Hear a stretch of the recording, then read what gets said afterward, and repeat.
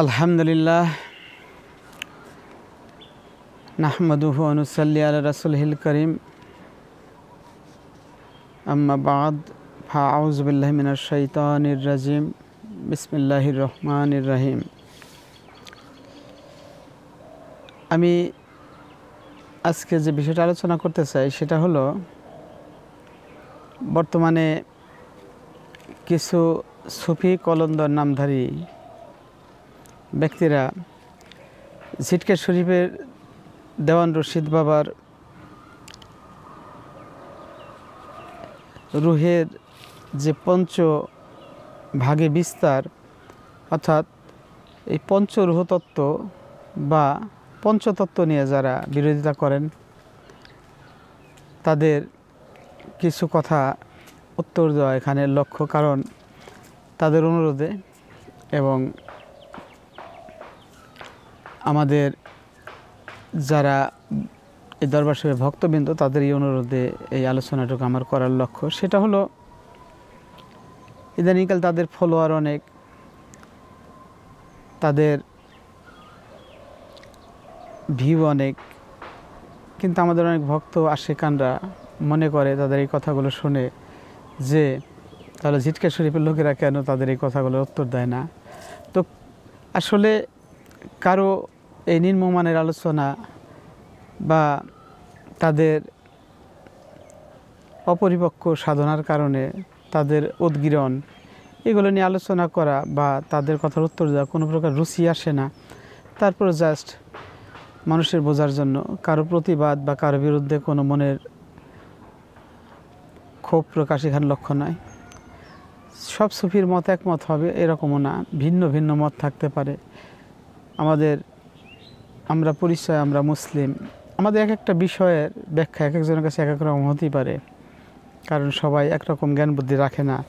তবু মহাদেশের বিখ্যাত সুফি সাধক দেওয়ান শাহ সুফি আব্দুর রশিদ আল চিশতি নিজামি, জাহাঙ্গীরনগরী বলা হয়, ওনার আমলে ওনার জামানায় ওই এলাকাটাকে আমাদের এই এলাকাটাকে জাহাঙ্গীরনগর এলাকা বলা হইতো। সেই হিসেবে উনি সেই 1222 সালে বাংলা আবির্ভাব ঘটেছে এবং 1347 সালে তিনি ওফাত লাভ করেছেন। তো তার এই পঞ্চতত্ত্ব নিয়ে আলোচনা, এটা নিয়ে আমি সংক্ষিপ্তভাবে কিছু বলতে চাই। অনেক বলতে গেলে অনেক সময় হবে, বড় হবে। সেটা হলো ইদানিংকালে অনেক সুফি বের হয়েছে, তারা বলতেছে যারা রুহকে 5 ভাগে ভাগ করে তারা নাকি সুফিবাদের কিছুই জানে না, তারা তার সব বোঝে না। আবার তারা বলতেছে আল্লাহর জন্য যদি নফস শব্দ ব্যবহার হয় আল্লাহকে মৃত্যুর স্বাদ নিতে হইতো, নাউজুবিল্লাহ। এত এইরকম জ্ঞান নিয়ে যারা চলাফেরা করে তাদের সাথে আসলে কোনো রকম প্রতিবাদ করাটা বোকামি, মূর্খতা ছাড়া কিছু নয়। তারপর দু একটি কথা বলতে চাই। কারণ দেওয়ান রশিদ বাবা বলেছেন, তুমি চেনো চেনো আমার মন, চেনো পাঞ্জাতন যাতে রুহু পঞ্চজন বিরাজ করে, চেনো আদম ও ওজুদ পাবে ওজদে মজুদ, রুহুল আজম দেখবে নজরে। এখন উনি বলেছেন এই পঞ্চরোহের তত্ত্ব দিয়ে সৃষ্টি বিকাশ লাভ করেছে। এর মধ্যে কেবলমাত্র আদম ওজুদে রুহুল আজম অর্থাৎ রুহুল কুদসি এই রুহের পরিচয় ঘটেছে। তো রুহুল কুদসি দ্বারা শক্তিশালী হওয়ার কারণে এই আদম ওজুদ এখানে মালাইকা অর্থাৎ ফেরেশতাকুল সেজদার উপযুক্ত হয়। এখন যারা বুঝেছে আদম একটা মাটি পানির মানুষ, কাদামাটি সেইনা বানায় রোদে শুকায় ওর মধ্যে হাড্ডি রক তৈরি করছে, রুহ ফুৎকার করেছে, তাদের সাথে আমাদের কোনো বিরোধ নাই। কিন্তু সুফিবাদ সূরা আরাফ 7 নম্বর সূরা 11 নম্বর আয়াতে আল্লাহ বলেছেন, ওয়া লাকাদ খালাকনাকুম সুম্মা সাওয়ারনাকুম সুম্মা কুলনা লিল মালাইকাতি ইসজুদু লিআদাম ফাসাজাদু ইল্লা ইবলিস। এখানে স্পষ্ট বোঝা যাচ্ছে ওয়া লাকাদ খালাকনাকুম, তোমাদেরকে যখন আমরা খালাক করি, বিশেষভাবে রূপান্তর করি, সুম্মা অতঃপর সুসংগঠিত করে, সাওয়ারনাকুম। অন্য দেশে এসেছে ওয়া নাফাকতু ফীহি মির রূহি, আমার মধ্য হইতে ওর মধ্যে রূহ ফুৎকার করিয়া দিই। ফাকাউলাহু সাজিদিন, অতঃপর বললাম তার জন্য সবাই সেজদায় লোটায় পড়ে। কার জন্য? লি আদামা, আদমের জন্য। তো এখানে এখন সৃষ্টির মধ্যে সর্ব জায়গায় বা অন্যান্য মানুষের মধ্যে, আদম ছাড়া অন্য মানুষের মধ্যে রূহ বা আত্মা আছে কিনা? আদমের রূহ এবং সৃষ্টির অন্যান্য পর্যায়ে যেমন আবু জাহেল, আবুল আহাব, ওতবা, সাহেবা, যারা ইসলাম বিরোধী ছিল, যুগে যুগে নমরুদ, ফেরাউন, তাদের মধ্যে রূহ বা আত্মাটা ছিল কিনা, এইখানে হলো বোঝার বিষয়। দৃশ্যমান এই মানুষগুলো পশুর চাইতে নিকৃষ্ট হয়ে যায়, যাদের মধ্যে ইনসানি রূহ অর্থাৎ এই রুহের জাগরণ না ঘটার কারণে, যারা রুহুল কুদসি দ্বারা আইয়াদ না হবি রহিল কুদসি অর্থাৎ রুহুল কুদসি দ্বারা শক্তিশালী না হওয়ার কারণে। তাহলে যদি রুহ একই হতো, সবার মধ্যে একই রুহের পরিচয় থাকতো, তাহলে ঈসা আলাইহিস সালাম মাটির পাখির মধ্যে ফু দিয়ে তাজা করে দেওয়া, সেটা কি আসলে আবু জাহেলের পক্ষে সম্ভব ছিল কিনা বা সে পারত কিনা? নবী মুহাম্মদ রাসূলুল্লাহ সাল্লাল্লাহু আলাইহি সাল্লাম এক মুষ্টি ধুলি নিক্ষেপ করে, আল্লাহ বলে ওয়া রামাইতা ইজ রামাইতা ওয়ালাকিন্নাল্লাহ রামা। নবী তুমি ধুলি নিক্ষেপ করো না, আমি করছি। তাহলে নবীর কাজটা, অর্থাৎ নবী স্বয়ং আল্লাহর কাজ করেছেন। এখন এই নবী মুহাম্মদ রাসূলুল্লাহ সাল্লাল্লাহু আলাইহি সাল্লামের কাজ আর আবু জাহেলের কাজ, এর মধ্যে যদি রুহের তফাৎ, এই বিষয়টা না বুঝে, এটা অত্যন্ত দুঃখজনক। এটা আমার প্রাথমিক একটা কথা। যাই হোক, আমরা দেখি আমার হাতে একটি সুফি সংযোগ বই, এটা প্রকাশ করা হয়েছে। আমরা বইটা প্রকাশ করেছিলাম। যাই হোক, এই সুফি সংযোগ বইটার ভিতরে আমি রুহ এবং নফস নিয়ে প্রথমে প্রায় 30, 31, 32 পৃষ্ঠার মতো এই জায়গার মধ্যে শুধুমাত্র রুহ এবং নফস নিয়ে আলোচনা করেছি। কারণ জাহাঙ্গীর আল সুরেশ্বরী তার একটি বই মারিফতের গোপন ভেদ রহস্য 205 পৃষ্ঠার মধ্যে আমাকে একজন অবগত করার পর দেখলাম সেখানে লিখেছে ফরিদপুরের আইনাল বয়াতি নাকি বলেছে যে জীবনভর রুহকে ভাগ করলাম, বাবা জাহাঙ্গীরের কাছে যাওয়ার পরে সব ভুল ভেঙে গেল। অথচ যখন এই আইনাল বয়াতির সাথে সাক্ষাৎ নেওয়া হলো, তিনি আমাদের ঘরের একজন মানুষ, আব্দুল আজিজ দেওয়ানের মুরিদ ঝিটকা শরীফের। তো সে বলল, এখন আমার কাছে ভিডিও ধারণ করা আছে, আমি এটাকে প্রতিবাদও করেছিলাম জাহাঙ্গীর সাহেব বাঁচা থাকতে, তার জীবদ্দশায়। তখন আমাদের আইনাল বয়াতি বলল, জীবনে জাহাঙ্গীর সাহেবের সাথে আমার দেখাই হয় নাই। হয়তো বইটার ভিতরে তার কিছু অদক্ষ ভক্ত মুরিদরা, উনি অসুস্থ অবস্থায় থাকা গেলে বইটা ছাপা হয়েছে, তারা এটার ভিতরে এগুলোকে যোগ করেছে। জাহাঙ্গীর সাহেবের লেখা এরকম হওয়ার কথা না। কারণ তিনি যদি আইনাল বয়াতির সাথে কথা না বলে থাকে, দেখা না হয়ে থাকে, তাহলে তার সাথে দেখা হয়েছে, কথা হয়েছে, তিনি এই কথা বলছে যে রুহুকে ভাগ করলাম, জাহাঙ্গীর সাহেবের সাথে দেখা হওয়ার পর আমার ভুল ভেঙে গেল, এই কথাগুলো তিনি অবশ্যই, আমার মনে হয়, উনি তো আমি যতদূর জানি অনেক বই পুস্তক লিখছে, উনি এরকম একটা বানোয়াট কথা, মিথ্যা কথা উনি বলার কথা না। হয়তো তার ভক্তদের কাজ, তার কিছু ভক্ত বলা যায় না, কারণ একটা সাধকের ভক্ত হওয়ার জন্য যে গুণ থাকা দরকার, যে ধৈর্য থাকা দরকার, তাদের লেখার মধ্যে সমস্ত আমিত্ব যুক্ত এত লেখা। বড় বড় সাধকরা, আমার দেওয়ান বাবা এত বড় সাধক, তিনি বললেন যে আমার সাধন ভজন তেমন কিছুই হলো না। আর যারা সাধন ভজনে পরিপক্ক দক্ষ, তারা কি কথা বলছে যে আমি বিশাল বড় সাধক?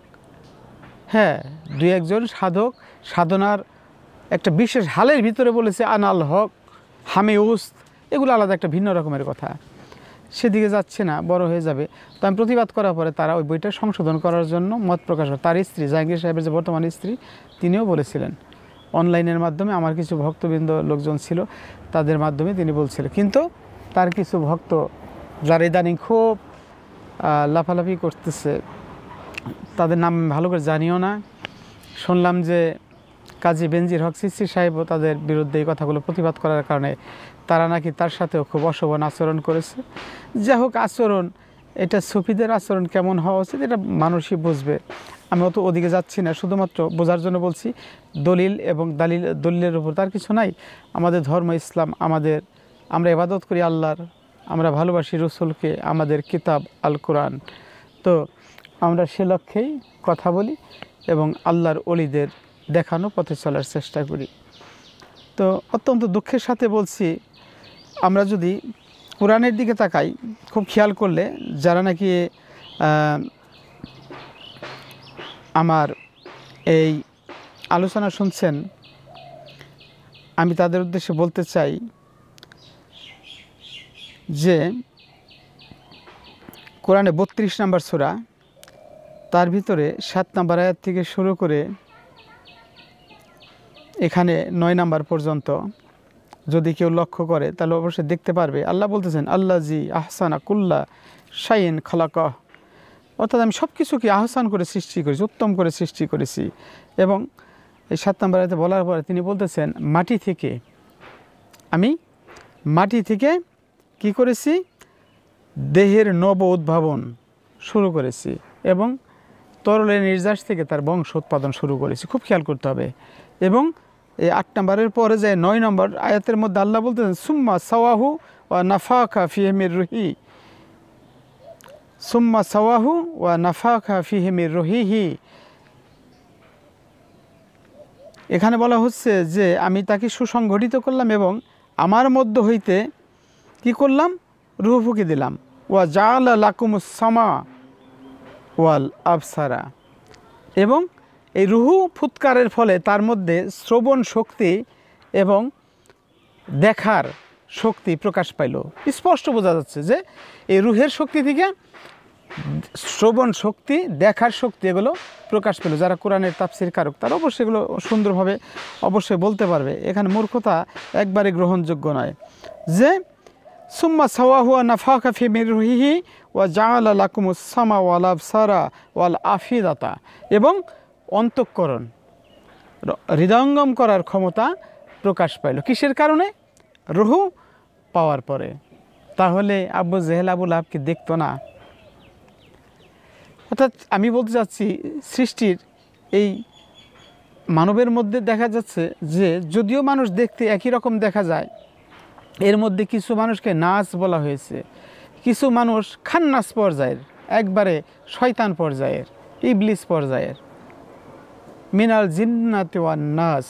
এই যে মানে এই শয়তানগুলো, এই খান্নাস মানুষ এবং জিনের ভিতরে রয়েছে। তাহলে এই শয়তানি পর্যায়ের যে ব্যক্তি, এদের মধ্যে যে রূহ বা আত্মা, তারা যে দেখার ক্ষমতা, শোনার ক্ষমতা, এই রূহ বা আত্মা না থাকলে তারা কিভাবে দেখা বা শোনার ক্ষমতা পেল? তারা বলতেছে সৃষ্টিময় শুধু নফসের সরাসরি। আমি বিস্মিত হয়ে যাই। কোনো নফস, কোনো কালে কোনো নফস এই রুহের শক্তি ছাড়া কার্যকর হতে পারে না। প্রত্যেকটা নফসের উপরে একটা কর্তা আছে। এগুলো কোরআনের বাণী। এগুলো নিয়ে আলোচনা করতে গেলে অনেক দীর্ঘ সময় হবে, শুধুমাত্র এটুকু বলতে চাচ্ছি। এখন রুহের কারণেই চক্ষু দেখার ক্ষমতা পাইল, কান শোনার ক্ষমতা পাইল। তাহলে তারা বলতেছে, এখন যদি আমি বলি রুহ, আসলে তাদের জিজ্ঞেস করে রুহ কি জাত না সিফাত?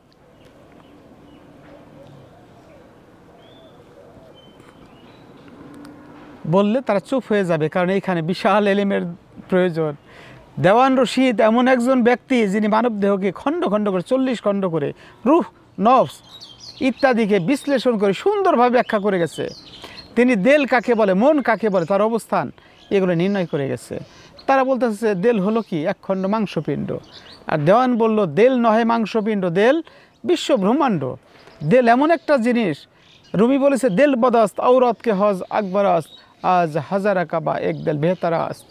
দেলের মধ্যে অর্থাৎ যে প্রভুকে বসাইতে পারছে তার একবারই হজ হয়েছে, যে প্রভুর নূর দ্বারা আলোকিত হতে পেরেছে।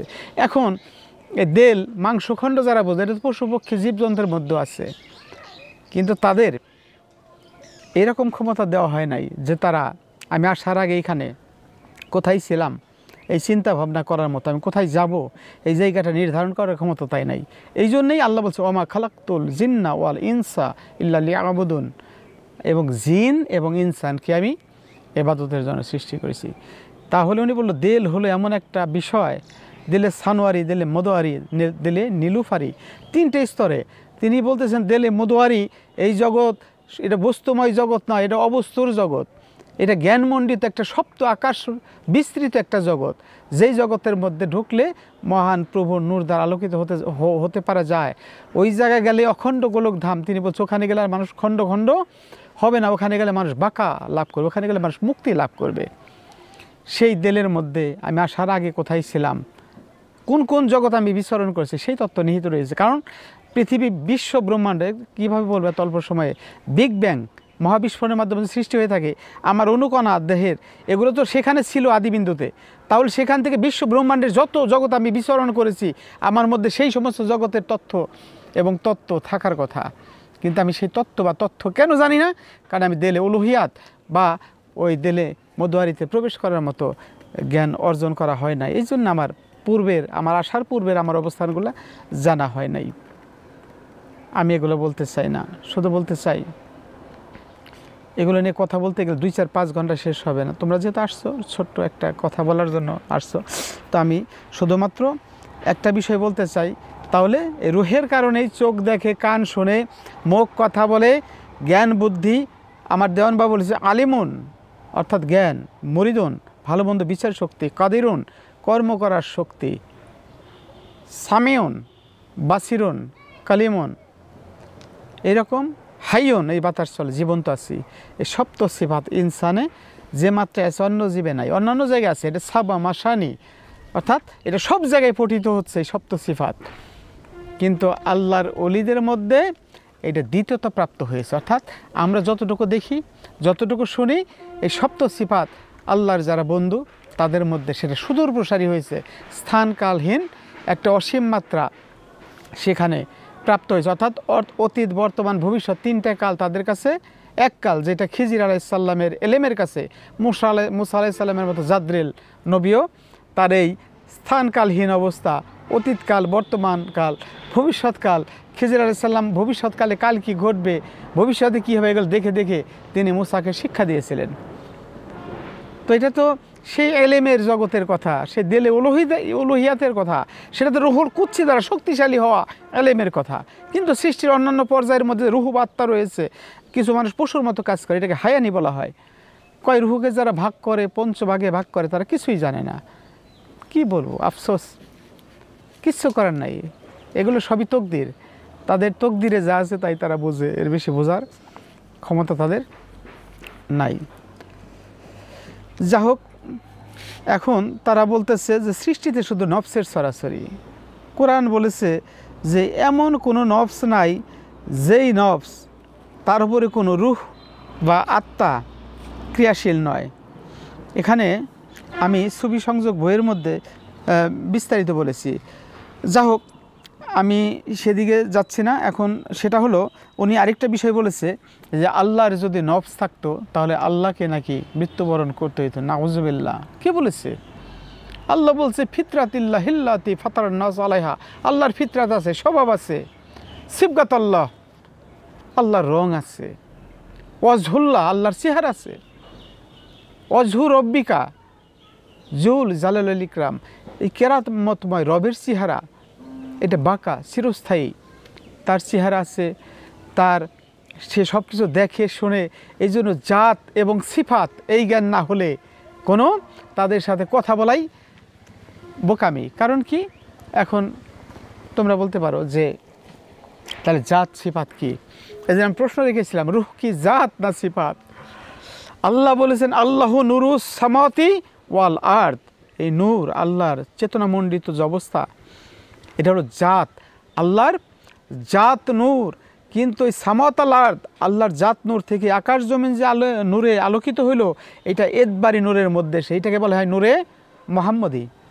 বুঝতে হবে, অর্থাৎ আল্লাহর জাত নূর থেকে সৃষ্টিকে বিকশিত করার জন্য কুনতু কানজান মুকফিয়ান ফা আহবাবতু আন ওরাফা না খালাক্তুল খালাকাল আরাফা, অর্থাৎ তিনি গুপ্ত ধনভাণ্ডার গঞ্জ মুখফি, সেখান থেকে নিজেকে বিকশিত করার জন্য তিনি এদবারি শক্তি কার্যকর করলেন। এর মধ্যে কোন শক্তি, আল্লাহর এই কোন শক্তি কার্যকর হওয়ার, কোনটা কি আসলে, এইটাও অনেক পীরেরা বোঝে না, এই জন্য দ্বন্দ্ব করে।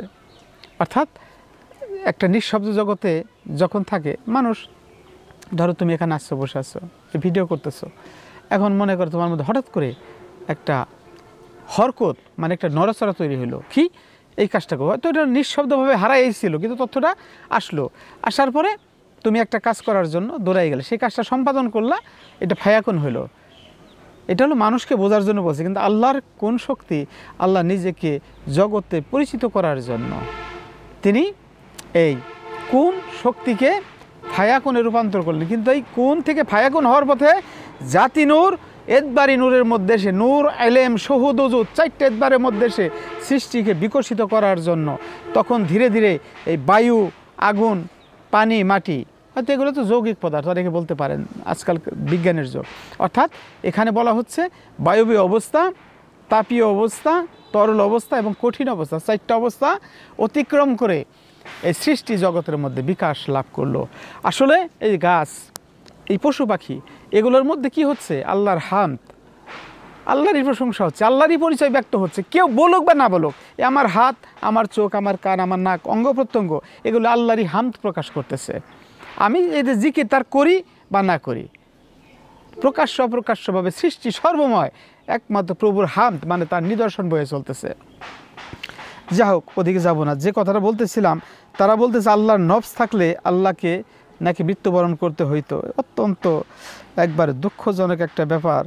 কারণ আমি কি বলবো আর, এটা এই সূরা মায়েদা 111 নম্বর আয়াতে এখানে সুফি সংযোগ বই এখানে পাবেন, আপনারা 18 পাতার ভিতরে গেলে দেখবেন এখানে উল্লেখ করা আছে। আল্লাহ যখন বলল, হে মরিয়ম পুত্র ঈসা, তুমি কি লোকদের বলেছিলে এবং আমাকে আমার মাকে 2 জন উপাস্যরূপে গ্রহণ করো?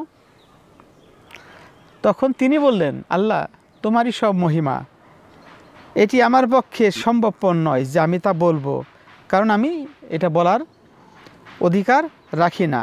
আর আমি যদি তা বলতাম তাহলে অবশ্যই তুমি তা জানতে। কেন জানতে? খুব খেয়াল করতে হবে, এখানে কথাটাকে খুব সূক্ষ্মভাবে ধরতে হবে। এখানে যারা নাকি এখানে জ্ঞানী লোক আছে তাদের জন্য আমি আয়াতের একটু অংশ বলতেছি। তাআলামু মাফি নাফসি ওয়ালা আলামু মাফি নাফসিকা ইন্নাকা আনতা আল্লামুল গুয়ুব। তাআলামু মাফি নাফসি, আমার নফস সম্পর্কে তুমি জানো, ওয়ালামু মাফি নাফসিকা, কিন্তু তোমার নফস সম্পর্কে আমি জানি না। কার নফস? আল্লাহর নফস। যে আল্লাহ আমার নফস সম্পর্কে তুমি জানো, কিন্তু তোমার নফস সম্পর্কে আমি জানি না। আমার মনে হয় কোরআনের এই আয়াত, জাহাঙ্গীর সাহেব যে বললেন যে আল্লাহর রুহের কথা, নফসের কথা থাকতো, আল্লাহ মৃত্যুর স্বাদ নিত, নাউজুবিল্লাহ, আমার মনে হয় ওনার সমস্ত তাফসির, ওনার সমস্ত আলোচনা তছতছ হয়ে গেছে, ভেঙে পড়েছে, কারণ তার দর্শনই টিকে নাই।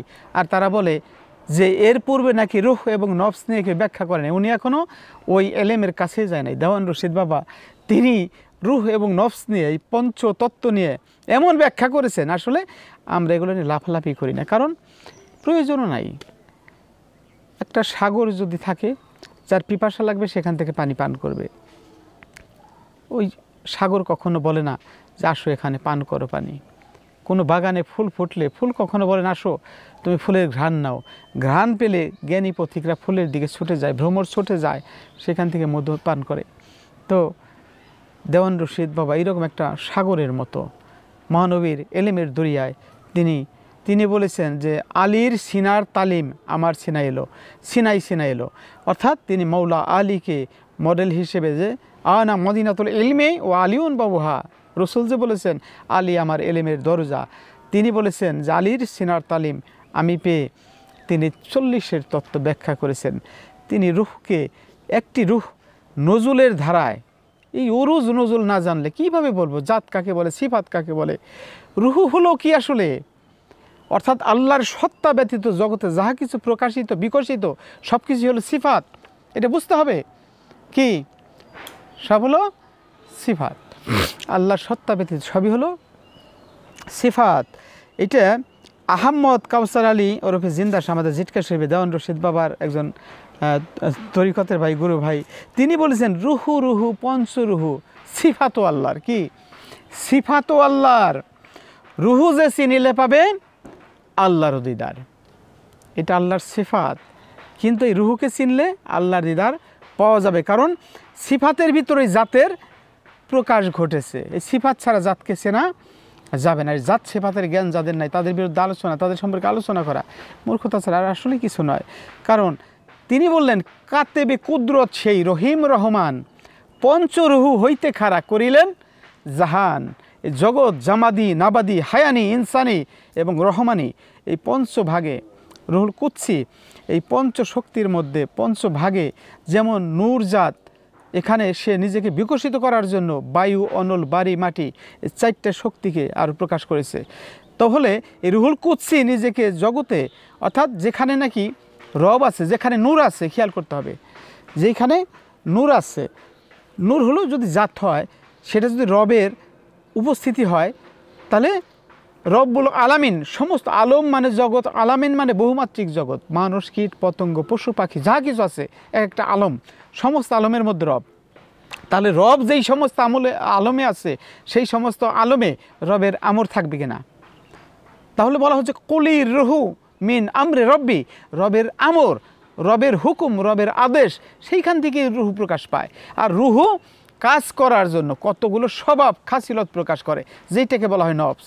যারা রুহ নফস সম্পর্কে কোনো জ্ঞান নাই কি বলবো, অর্থাৎ এই এদবারি শক্তিতে এই পঞ্চভৌতিক দেহের মধ্যে দেহটাকে কার্যকর করার জন্য একই রুহ সে গোপন থেকে বস্তু জগতে কাজ করার জন্য জীবের দেহের উপযুক্ততার উপর নির্ভর করে তার জ্ঞান বুদ্ধি প্রজ্ঞায় জীবটা কীরকম হবে সেই পর্যায়ের একটা রুহের পরিচয় প্রকাশ পায়। এবং সেই রুহের কারণে ওই ব্যক্তির মধ্যে আবার একটা নফস, বিভিন্ন প্রকার নফস প্রকাশ পায়। সব নফস একসাথে কাজ করে না, কারণ একটা সাধারণ মানুষের ভিতরে রহমানি গুণ নফসে ওয়াহেদ ওয়াহেদ সেই নফসের গুণ যদিও থাকে, যেমন বাতাস চলে, চোখ দেখে, এগুলা কার গুণ? এগুলো কিন্তু প্রভুর গুণ, সিফাত। কিন্তু হইলে কি হবে? আসলে তার দেখা, তার শোনা, তার কাজকর্ম যারা আল্লাহর ওলি, যারা আল্লাহর প্রিয় বান্দা তাদের মতো নয়, কারণ তারা রুহুল কুদসি দ্বারা শক্তিশালী ব্যক্তি, তারা আদম পর্যায়ের ব্যক্তি। এই আদম আসলে কি বলবো, আদমে রুহু ফুৎকার, আর সাধারণ মানুষকে চলাচলের জন্য যে রুহু বা জীবের মধ্যে প্রাণ সঞ্চার, প্রাণ জীবন, এগুলো নিয়ে যে কথা এখানেই হলো একটা ব্যাপার আর কি। কী বলবো, সুফিবাদ তো শতভাগ কোরআনবাদী। এখন মানে অত্যন্ত দুঃখের সাথে এগুলো আমাদের চিন্তা ভাবনা করতে হবে। তাহলে এখন যদি আমরা কোরআন দেখি, তানাজ্জালুল মালাইকাতি ওয়ার রূহ, মানে এই রূহ এবং ফেরেশতা নাজিল হয় কদর রাত্রিতে, মহিমান্বিত রজনীতে। এখন ওই রুহু আবার আইয়াদনা হবি রুহুল কুদসি, রুহুল কুদসি দ্বারা শক্তিশালী করা রুহুল আমিন, এগুলো এই বিষয়গুলোকে বুঝতে হবে। সব জায়গায় একই রকম বিষয় না, যদি একই রকম হইতো তাহলে রুহের একটা পরিচয় হতো। আবার আরেকটা বিষয়, তারা বলে রুহুকে যদি 5 ভাগে ভাগ করেন তাহলে তো রুহু বহু বচনে আসতো। কখনোই না। নূর শব্দটা কি কোরআনে বহু বচনে আসছে? অথচ আল্লাহ বলেছেন কদ জাকুম মিনাল্লাহি নূরু ওয়া কিতাবুম মুবিন, এই একটা নূর এবং একটা সুস্পষ্ট কিতাব আল্লাহ প্রেরণ করলো। তাহলে এখানে এই নূরে মুহাম্মদী, আবার আল্লাহর নূর, আদমের মধ্যে নূর। দেওয়ান বাবু বলেছে আমি ডুব দিয়া রূপ দেখিলাম প্রেম নদীতে, আল্লাহ মুহাম্মদ আদম 3 জনা এক নূরেতে। 3 জন কিন্তু এক নয়, 3 জনা এক নূরেতে, তার মানে 3 জনের মধ্যেই একই নূরের পরিচয় রয়েছে, কিন্তু কোথাও নূর পরিচিত, কোথাও গুপ্ত হয়ে রয়েছে। যা হোক, তাহলে তৎকালীন জামানার 17 জন আলেম, তৎকালীন জামানার শ্রেষ্ঠ আলেম দেওয়ান রশিদ বাবাকে কাফের ফতোয়া দিয়েছিল। তিনি অন্ধের চক্ষুদান বই লেখে সেই নূর তত্ত্বকে ব্যাখ্যা করে তাদের কঠিন একটা জবাব দিয়েছিলেন। তারা সেই বইয়ের উত্তরে আর কোনো বই লিখতে পারে নাই। তাহলে আর একটা দুঃখজনক বিষয় সেটা বলেই ফেলি, কারণ তারা বলতেছেন যে দেওয়ান রশিদ বাবা নাকি বাউল ছিলেন। আফসোস, তিনি 1222 থেকে 1347, 125 বছর আয়ুষ্কালে, হ্যাঁ, তিনি দীর্ঘদিন, তিনি সারা জীবন কখনো কোনো সংসার করতে পারেন নাই। তার চুলগুলো বড় বড় হয়ে গেছিলো, মাজা ছেড়ে নেমেছিল, তার হাতে চিমটা, হাতে কুমণ্ডল এগুলো ছিল। তিনি দেশ বিদেশ কোনো কথাই বলতেন না, তিনি অল্প ভাষী ছিলেন। তিনি যদি কোথাও শুধু হাঁটতেন, তিনি যদি কোথাও 10 মিনিটের জন্য বসতেন, ওইখানে একটা লোকের সমাগম হয়ে যেত তাকে ঘিরে, এইরকম একটা অবস্থা ছিল। তার মা বাবা তাকে বিয়ে করাইছিল, হয়তো কোনো সময় পেলে আমি এগুলো হয়তো তার জীবনীমূলক কথা বলবো, যে তিনি ওই বিয়ের রাতেই ওখান থেকে চলে আসেন। তিনি ইচ্ছুক ছিলেন না, কিন্তু জোর করে তাকে সংসারই করার জন্য বিয়ে করাইছিলেন। তো তিনি সংসার করেন নাই। তার জীবনের দীর্ঘ সময়, তিনি শেষ জীবনে এসে সংসার করেছেন, কিন্তু জীবনের দীর্ঘ সময় তিনি এইখান থেকে ওইখানে ছুটেছেন। 1222, 1347 আমরা যে মহাত্মা লালন সাঁই, তার কথা আমরা জানি যে তিনি 1181 বাংলা সালে আবির্ভাব ঘটে এবং 1297 বাংলা সালে তার উফাত হয়। এবং আমরা দুইটাকে মিলাইলে দেখি প্রায় 75 বছরের মতো সময় দেওয়ান রশিদ এবং লালন এই দুয়ের মধ্যে একটা দেখা হওয়ার সময় ছিল। কুষ্টিয়া সেউরিয়া যেমন লালনের বাড়ি ছিল, দেওয়ান রশিদের অরিজিনাল জন্মস্থানও ওই ওই কুষ্টিয়ার কুমারখালী এলাকায়, ওই এলাকায় তার জন্ম হয়েছিল। অনেকে হয়তো জানে, অনেকে জানে না। তিনি পরবর্তীতে ওখান থেকে এখানে হিজরত করে চলে আসেন জিটকা শরীফে। যা হোক, জিটকা শরীফ আসার পর তিনি শাহ সাফাতুল্লাহ কুতুবে আলম, জিটকার বিখ্যাত আল্লাহর ওলি, যিনি মিসকিন আলী শাহের একজন প্রধান খলিফা, ভারতবর্ষে মিসকিন আলী শাহকে কে না চেনে? তার খলিফা শাহ সাফাতুল্লাহ কুতুবে আলম। শাহ সাফাতুল্লাহ কুতুবে আলমের খলিফা হলো আহমদ কাউসার আলী জিন্দা শাহ এবং আমাদের দেওয়ান রশিদ বাবা। তাহলে তাকে যারা বাউল বলেন, তিনি বাউলদের সাথে দীর্ঘদিন সঙ্গ করেছেন। তিনি বলেছেন, বেদ ছাড়া ফকিরের এই ধারা, মানে না কোরআন কিতাব নবীজির তরিক ছাড়া, সরলচন্দ্র গরলচন্দ্র রোহিণী চাঁদ ধারা, রজে বিজে মিলন করে পান করেছে তারা। এইভাবে তিনি খুব আঘাত করেছেন যারা এই বাউলবাদের অন্য রকমের একটা লাইনে চলে। বাউলদের সবাই খারাপ না, বাউলদের মধ্যে অনেক ভালো মতবাদ রয়েছে। বাউল বায়ু এবং বায়ু যোগ ল প্রত্যয় যোগে, যাই হোক এটাকে ব্যাখ্যা করতে যাব না। বাউল তারাই যারা বায়ুকে নিয়ন্ত্রণ করতে পারেন, বায়ুর সমস্ত নিজের ভিতরে বায়ুর শক্তিকে জেনে আগম নিগম খবর জানতে পারেন, তারা বাউল। তারা ব্রহ্মচারী হতে পারেন। বাউল মানেই খারাপ তা না, তবে তিনি এর মধ্যে যে ভ্রান্ত দিকগুলো সেগুলোকে তিনি স্পষ্টভাবে ব্যাখ্যা করেছেন। তিনি সুফিবাদের আসার আগেও তার অনেক লেখালেখি ছিল যেগুলোকে তিনি ছুঁড়ে ফেলেছিলেন। সেই হলো দেওয়ান রশিদ বাবা, কারণ সত্যকে তিনি গ্রহণ করার জন্য সবসময় তার মন ছিল প্রসন্ন। এবং আমরাও বলি যে আমি যাহা বলছি তার সাথে উত্তম কোনো ব্যাখ্যা বর্ণনা যদি আসে, যুগ যদি আধুনিক হয়, জগৎ যদি আধুনিক হয়, যদি আমার চাইতে উত্তম ব্যাখ্যা কারো কাছে থাকে, সুফিবাদের মধ্যে আরও আধুনিক কিছু থাকে, সেটাকে গ্রহণ করতে সমস্যা কি? কিন্তু শুধুমাত্র হিংসা তর্কের জন্য, নিজের আমিত্ব প্রকাশের জন্য একজন সুফিকে মন্দ বলতে হবে। একজন যাহা খুশি তা বলুক, জাহাঙ্গীর সাহেবের ভক্তরা যাহা খুশি তা বলুক, ওগুলো আমাদের বলার প্রয়োজন নাই। কিন্তু বলতে হয় তখনই যখন কারো নাম ধরে কিছু বলে, যখন জিটকা সে বলিদের বিরুদ্ধে বলে, যখন আইনাল বয়াতিকে টার্গেট করে সরাসরি নাম উল্লেখ করে তাদের বইতে বলে, তখন তাদের প্রতিবাদ না করলে কিচ্ছু করার থাকে না। সুফি সংযোগ বইটার মধ্যে আমি এই প্রকাশ্যভাবে তাদের নাম উল্লেখ করে এখানে প্রতিবাদ করেছি। কেন করেছি? যদি প্রতিবাদটুকু না করা হয়, জানি কারণ আমি কিছু লিখতে গেলে বইয়ের মান কমে যায়। কারণ ওই সমস্ত কিছু সুফি যারা আধ্যাত্মিকতার সাথে, কোরআনের সাথে যাদের সম্পর্ক নাই, যারা শুধুমাত্র এই কতগুলো গল্প গুজব নিয়ে থাকে, যাদের জাত সিফাত, উরুজ নজল, যদি বলি উরুজ কি নজল কি, বলবে কি আবার এটা? এই নেমে আসলাম যে কতগুলো ধাপ পাড়ি দিয়ে আমি কোথায় ছিলাম, আসার যে জগৎগুলা, এটা আমার জানা হইলো, এটা নজল। এবং আমি যে চলে যাব, কিছু মানুষ এমনিও মারা যাবে, তারা উরুজ হবে, ইন্না লিল্লাহি ওয়া ইন্না ইলাইহি রাজিউন, তার দিকে ফিরে যাবে, কিন্তু তাদের অজান্তে। কিন্তু আল্লাহর যারা ওলি, তারা উরুজ করবে, তারা জেনে বুঝে ধাপগুলোকে অতিক্রম করে, উরুজের সিঁড়িগুলো অতিক্রম করে তারা কি হবে? আল্লাহর রঙে রঞ্জিত হবে। আল্লাহর ফিতরাত, আল্লাহর স্বভাব, আল্লাহর নফস, যেই নফসে গেলে কি এলমে গায়েবের জ্ঞান অর্জন হয়। এখন বলতে পারেন যে আল্লাহ ছাড়া তো কেউ এলমে গায়েব জানেন, এটা আমাদের অনেক ভাইয়েরা বলে আর কি ওয়াজে। তো আমরা মনে করি এলমে গায়েব আল্লাহর ওলিরা জানতে পারে, নবী রাসূলরা জানতে পারে। কিভাবে জানতে পারে?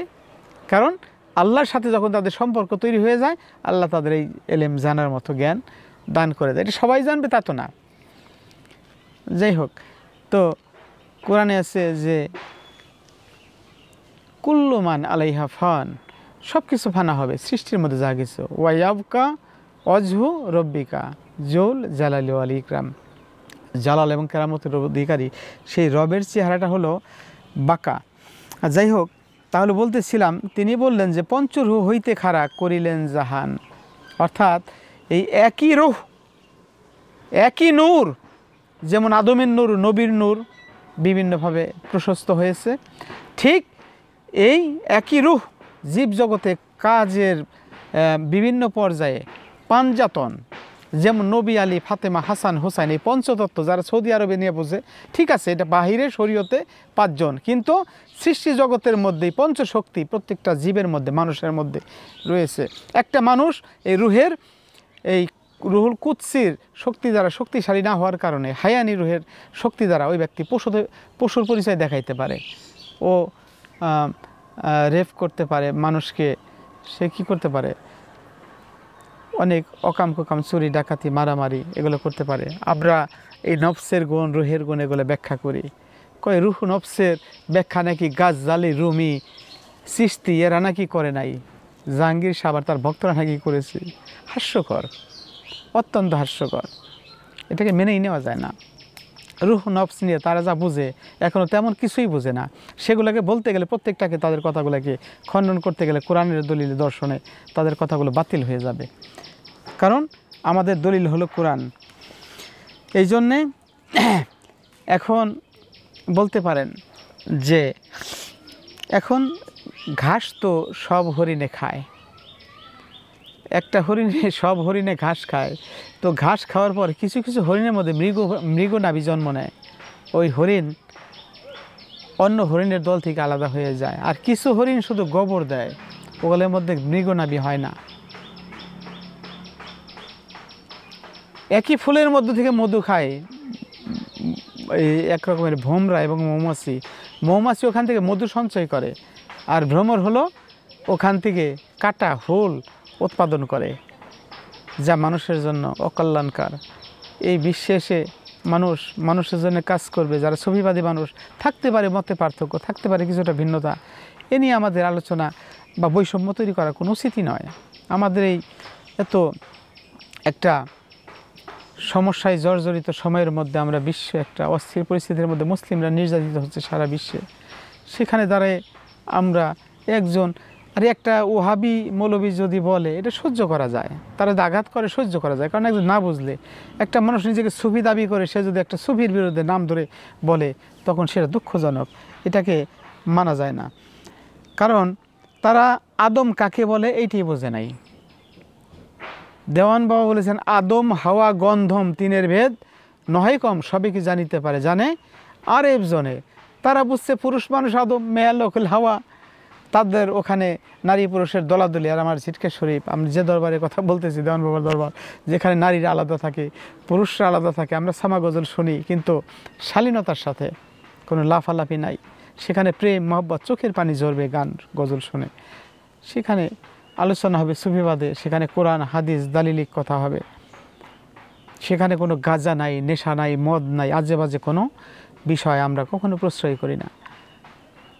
যদি সেটা থাকতো সেখানে লক্ষ লক্ষ মানুষ আগমন করতো, ওই এলাকায় বিভিন্ন জায়গায় ছোট ছোট ওই গানের আসর বসতো, গাজার আসর বসতো, যেগুলো আমাদের নাই।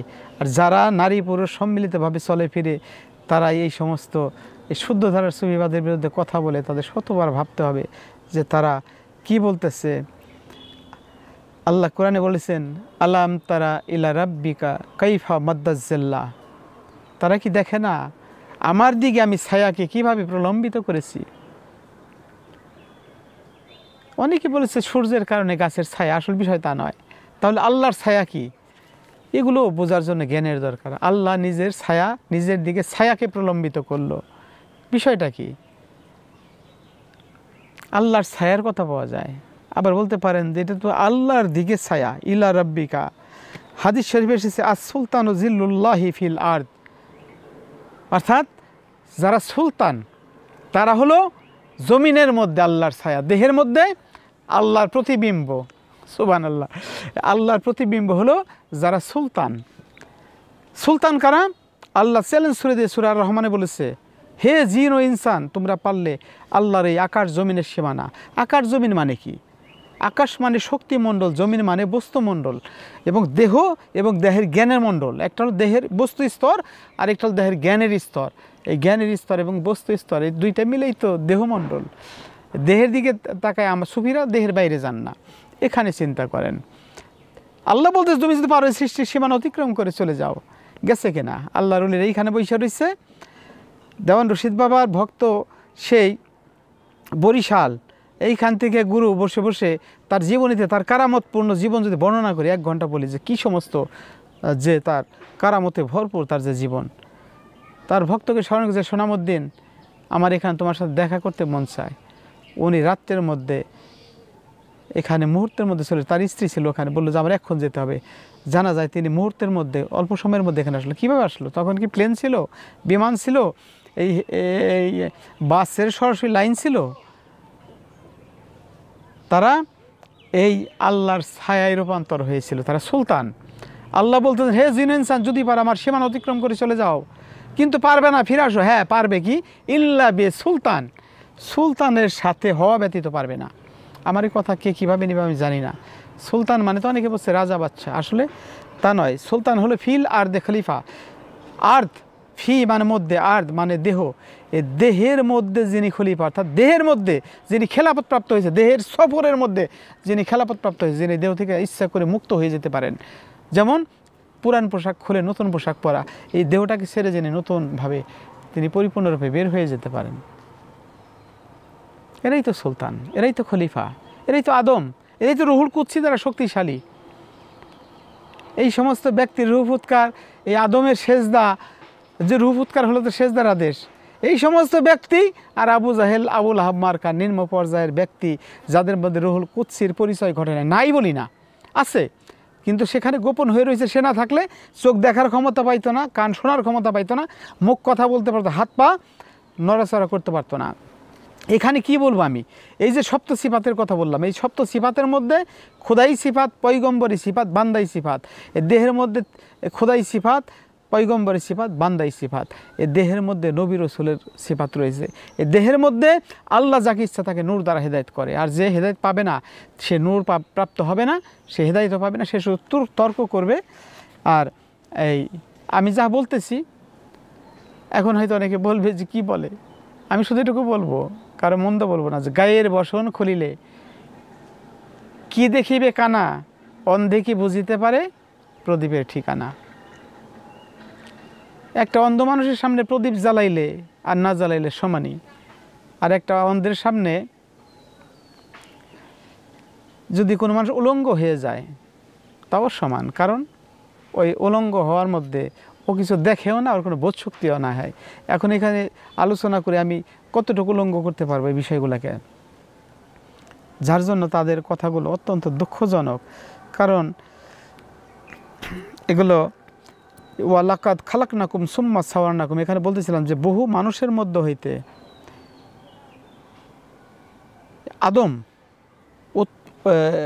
আদমের আবির্ভাব ঘটার যে একটা ঘটনা, সূরা আরাফের এখানে এই 7 নম্বর আয়াত যারা তাফসির করবেন খুব সূক্ষ্মভাবে শাব্দিক ব্যাখ্যা, আমাদের এই প্রচলিত তাফসির পড়লে বোঝা যাবে না। অর্থাৎ ওয়ালাকাদ খালাকনাকুম সুম্মা সাওয়ারনাকুম সুম্মা কুলনা লিল মালাইকাতি ইসজুদু লিআদামা, অর্থাৎ এই যে সমস্তকে সৃষ্টি করলো, সুসংগঠিত করলো, কিন্তু সেজদা দিতে বললো আদমের জন্য, সবার জন্য নয়। এখানে বিষয় একটা রয়ে গেছে, এই আদম হাওয়া গন্ধম, জাত সিফাত এবং অজুদ, জাতে হক, অজুদে হক, সিফাতে হক, এই 3 ভাগে বিষয় না বুঝলে ওই ব্যক্তির সাথে তাসব্ব নিয়ে আলোচনা করা একটা বোকামি। কারণ অন্ধের সামনে প্রদীপ জ্বালাইলে যা, না জ্বালাইলেও তাই। আর একটা বিষয় সেটা হলো সৃষ্টির বিকাশের মধ্যে যে আলিফ লাম মিম, এই যে 3-এর যে তত্ত্বটা,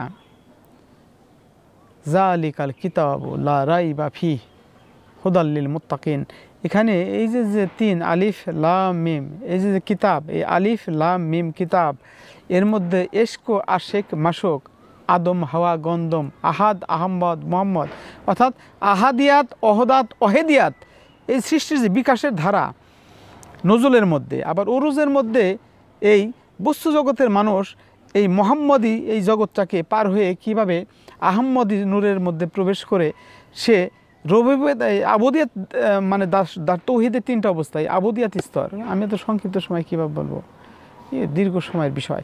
তো এই আবুদিয়াত স্তর হতে এই রববিয়াত কারা আছে এখানে আদম এই গুরু পর্যায়ে এরা এই রববিয়াতের কার্যগুলো পরিচালনা করছে।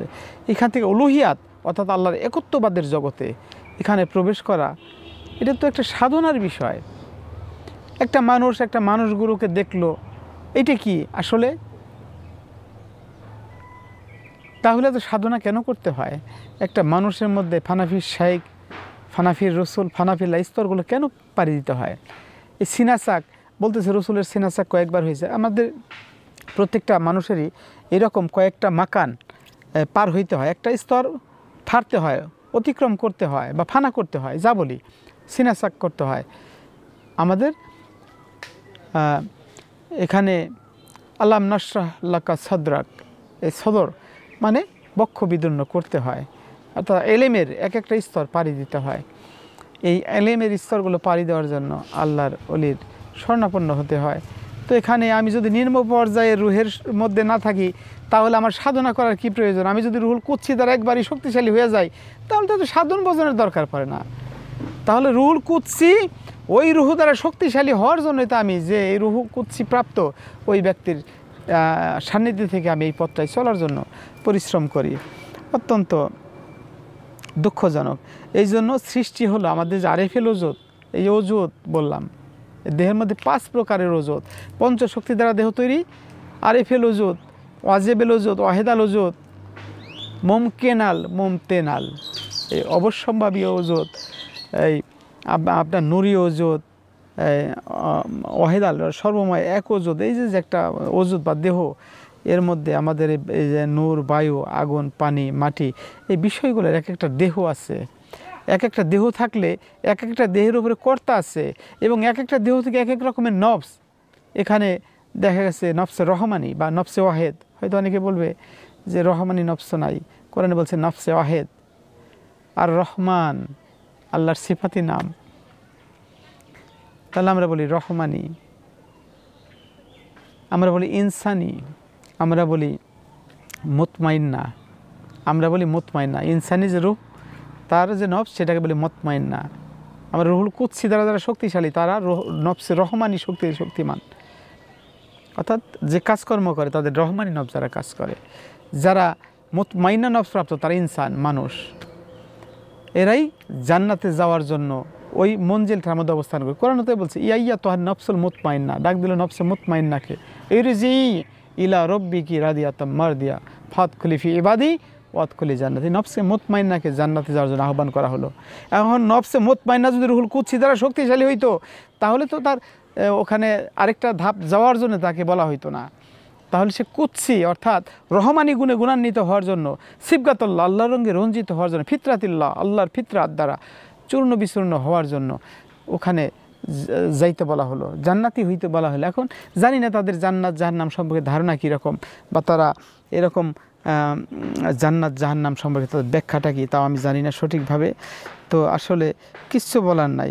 তাহলে এখানে আল্লাহর জন্য নফ শব্দের ব্যবহার আমরা কোরআনে পেয়েছি, সেটা হলো সূরা মায়েদা 116 নম্বর আয়াতে আল্লাহর সাথে ঈসা আলাইহিস সালামের কথোপকথনের মধ্যে বলতেছে যে তাআলামু মাফি নাফসি ওয়ালা আলামু মাফি নাফসিক, আমার নফস সম্পর্কে তুমি জানো, তোমার নফস সম্পর্কে আমি জানি না, আর তুমি তো গায়েব সম্পর্কে অবগত।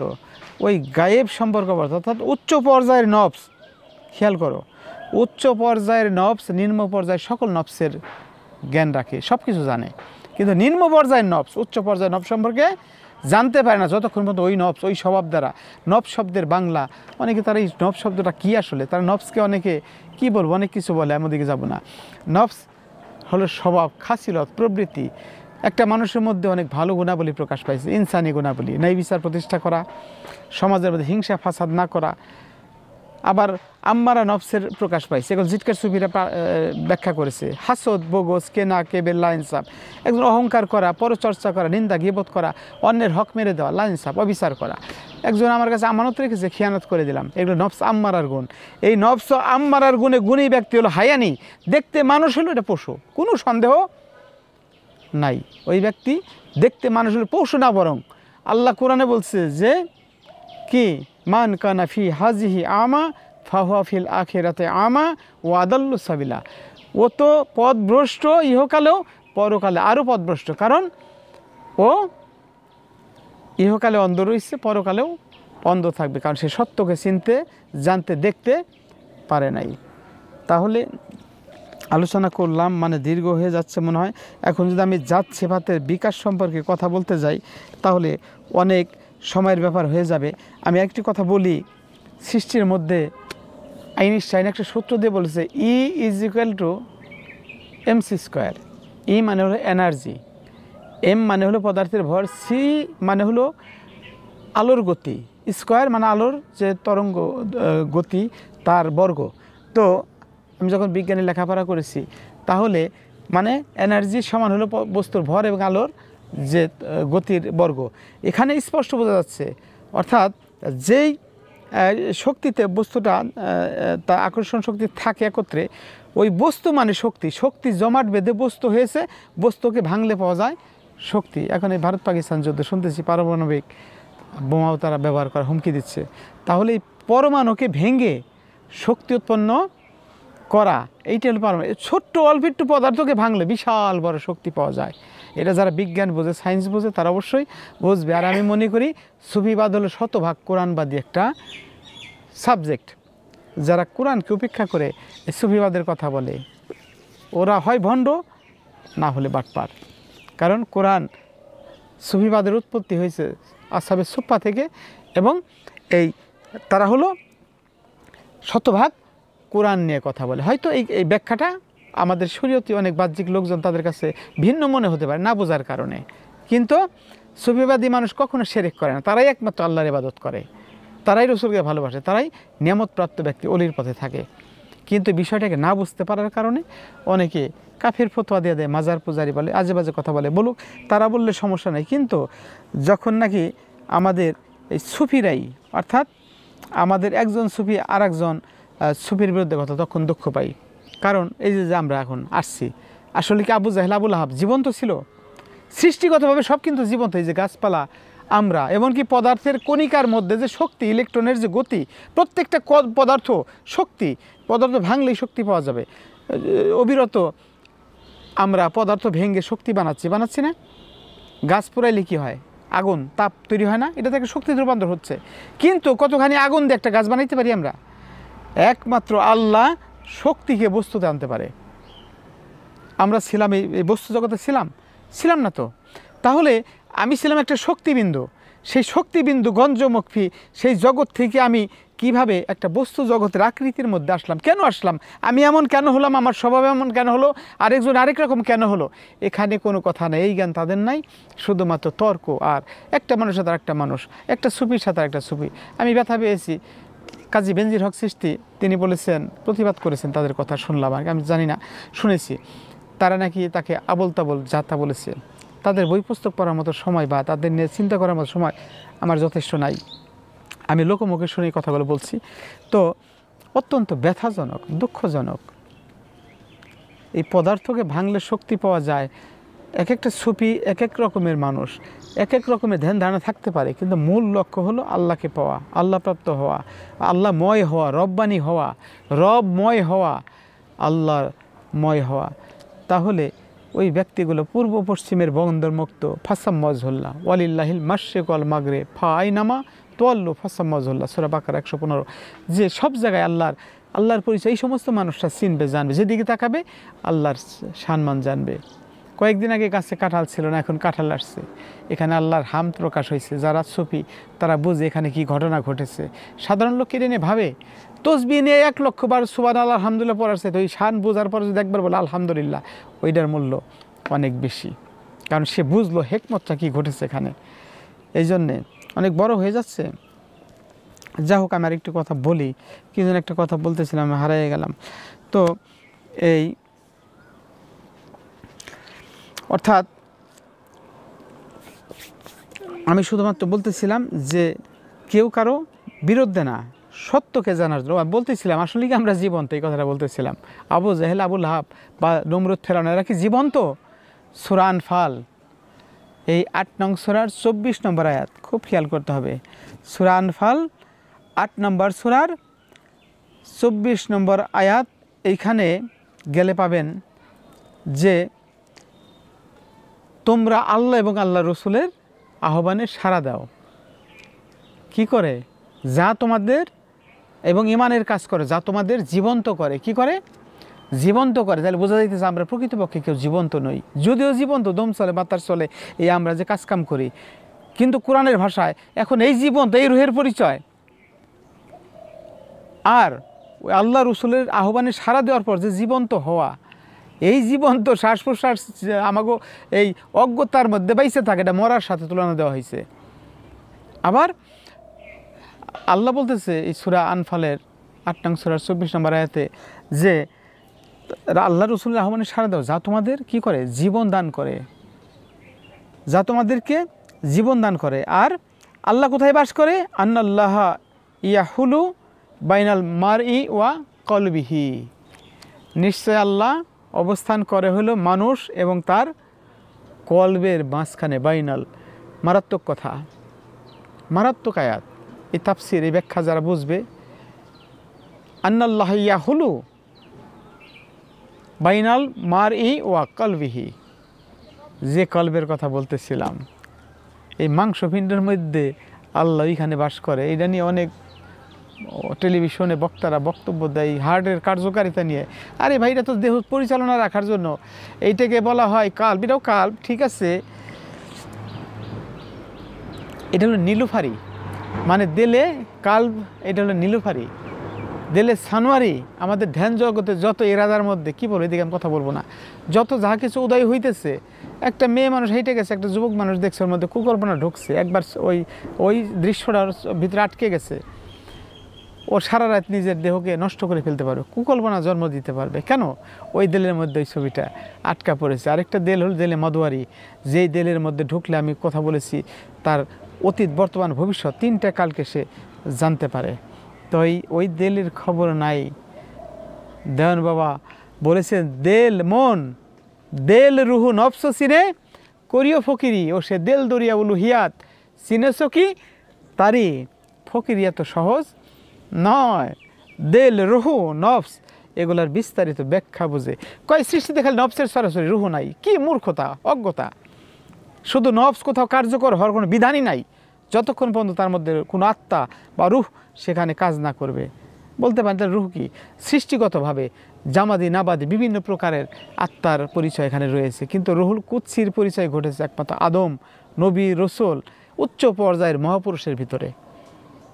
আল্লাহ বলেছে, আইয়াদনা হবি রুহিল কুদসি, আমি রুহুল কুদসি দ্বারা তাদের শক্তিশালী করেছি। তাদের কাজ আর আল্লাহর কাজ অভিন্ন। এরা, আল্লাহ বলেছে যে এরা আমার এমন বান্দা, এমন ইবাদত করেছে, আমি তাদের হয়ে গেছি, তারা আমার হয়ে গেছে। তারা হাত দিয়ে ধরে, চোখ দিয়ে দেখে, মুখ দিয়ে কথা বলে, চলাফেরা, কাজকর্ম যা করে সব কিছু আমি নিজেই করি। খিজির নৌকা ভাঙলেন, বালক হত্যা করলেন, এত বড় একটা কাজ, অন্যায় কাজ শরীয়তের দৃষ্টিতে, অথচ আল্লাহ বললে এগুলো উনি করে নাই। ওই অমানুষ কুপুত্র বালক, ওর দ্বারা ওর মা বাবা হত্যা হইতো, ওখানে আল্লাহর উলির জন্ম হবে। তো তিনি কত দূর পর্যন্ত দেখে দেখে এগুলো বললেন। নৌকা ভাঙলেন, যে নৌকাটা নিয়ে যাবে, এটা দ্বারা সংসার পরিচালনা করতে পারবে, তিনি ভবিষ্যৎ দেখতেছেন। তো তার রুহের শক্তি আর সাধারণ রুহের শক্তি এক নয়। এই জন্য আল্লাহ এবং আল্লাহ রসুলের যে আহ্বান, সেইটি আমাদের জীবন্ত করে, সেইটি আমাদের রুহুল কুদসি দ্বারা শক্তিশালী হওয়ার পথে কাজ করে। আর নিম্ন পর্যায়ের জীবের মধ্যে আরেকটা কথা বলি, অনেকে ওই যে কথাটা বলতেছিল যে দেওয়ান রশিদ বাবা নাকি একটা বাউল ছিল, আস্তাগফিরুল্লাহ। তিনি সারা বাংলা, শুধু বাংলা না, তখন তো বাংলাদেশ নামে কোনো দেশ ছিল না, অবিভক্ত ভারত, পাকিস্তান, বাংলাদেশ এগুলো একটা দেশ ছিল।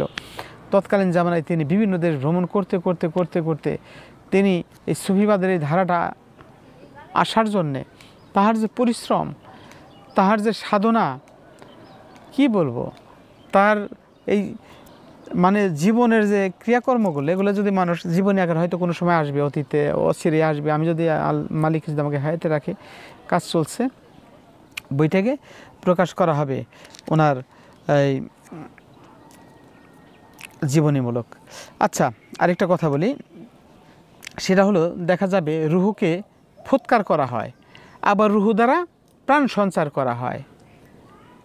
আবার ঈসা আলাইহিস সালাম নিজে রুহের শক্তিতে একটা মৃত বস্তুকে জীবন্ত করে তোলা, একটা মাটির পাখিকে আত্মা দেওয়া, রুহু দেওয়া, এই বিষয়গুলোকে বুঝতে হবে। যা হোক, এখনও আল্লাহর ওলি যারা, তারা মাটির পাখি বা এই মৃত মানে মৃত এই পাখিগুলোকেই জীবন্ত করে, সেদিকে যাচ্ছে না। তৌহিদের সেই গভীর কথাগুলো বলতে গেলে অনেকের সমস্যা হয়ে যাবে। আমি যে কথাটা বলতেছিলাম যে দেওয়ান রশিদ বাবা বাউল এই কথা যারা বলে, তিনি দেহকে খণ্ড খণ্ড করে এমনভাবে ব্যাখ্যা করলেন। দেওয়ান রশিদ বাবার অসংখ্য মুরিদ ভারত বাংলা যদি একত্র করা হয়, তার নামটা শুনলে শ্রদ্ধার সালাম ভক্তি করে না এমন মানুষ কোনো শিল্পীও নাই, এমন কোনো ব্যক্তিও নাই। তার কত অসংখ্য গজল, তিনি কখনো গান বলেন নাই, তিনি বলেছেন তার বইয়ের মধ্যে লেখা গজল। তার সেহেলতন বা দেওয়ান রশিদ, তার অন্ধের চক্ষুদান, তার জ্ঞান সিন্ধু, এই বইগুলো, এসরারে দেওয়ান রশিদ, এই বইগুলো জ্ঞান গর্ভময় কথা, এগুলো বোঝার মতো মানুষেরও খুবই অভাব। এই জন্য তার কুষ্টিয়া উদিবাড়ি দায়রাবাকের মনসুর শাহ আল্লাহর ওলি 145 বছর আয়ুষ্কালে ছিলেন। তিনি কলিকাতা বেলেঘাটা সাফাপীরের ওরস গেছে ওই এলাকার মধ্যে, তিনি ওখানে না, উনি অন্য কারণে ওখানে গেছেন। রাস্তার পাশে বসে আছেন, সুদর্শন, জোয়ান এবং আরবি জানা আলেম, অত্যন্ত জাদ্রেল আলেম। তিনি ওখানে বসে আছেন, মানুষজন তার ওখানে দাঁড়ায় রয়েছে রাস্তার পাশে, সুন্দর কান্তি চেহারা। তো ওখান দিয়ে একটা মানুষ ওরস হয়েছে রাত্রে, দেওয়ান রশিদ বাবার সেই জ্ঞান সিন্ধু বই বিক্রি হয়েছে, ওখান থেকে একটা বই হাতে করে নিয়ে যাচ্ছে, ওখানে লেখা জ্ঞান সিন্ধু দেখে উনি মনসুর শাহ ডাক দিলে, বাবা আসো তো কাছে একটু। আসার পরে বইটা নিল, উনি এইভাবে বই পাতা উল্টাইতে তিনি তখন দেখলেন ওইখানে লেখা, চেনো চেনো আমার মন তুমি, চেনো পাঞ্জাতন যাতে রহু পঞ্চজন বিরাজ করে, চেনো আদম ওজুদ, এই দেহের মধ্যে কি আদম ওজুদ চিনতে বলছে। এখন যদি এই মূর্খ কিছু সুফি ওরা যদি মনে করে দেহটাই আদম ওজুদ, আরে আদমকে দেখা সাধনার বিষয়, যাও আমি সেদিকে যাচ্ছি না। চেনো আদম ওজুদ পাবে, ওজুদে মজুদ, রুহুল আজম দেখবে নজরে। উনি পঞ্চরুহের মিলিত শক্তিকে রুহুল কুচ্ছি না বলে তিনি বলেন রুহুল আজম দেখবে নজরে। কামেলিন পীর হইবেন যিনি, রুহের সুরত দেখাইবেন তিনি, শর্ত দিলেন একটা, তৌহিদ ও সাগরে ডুবাবে তোমারে, তবে অপরূপ তুমি দেখবে নজরে।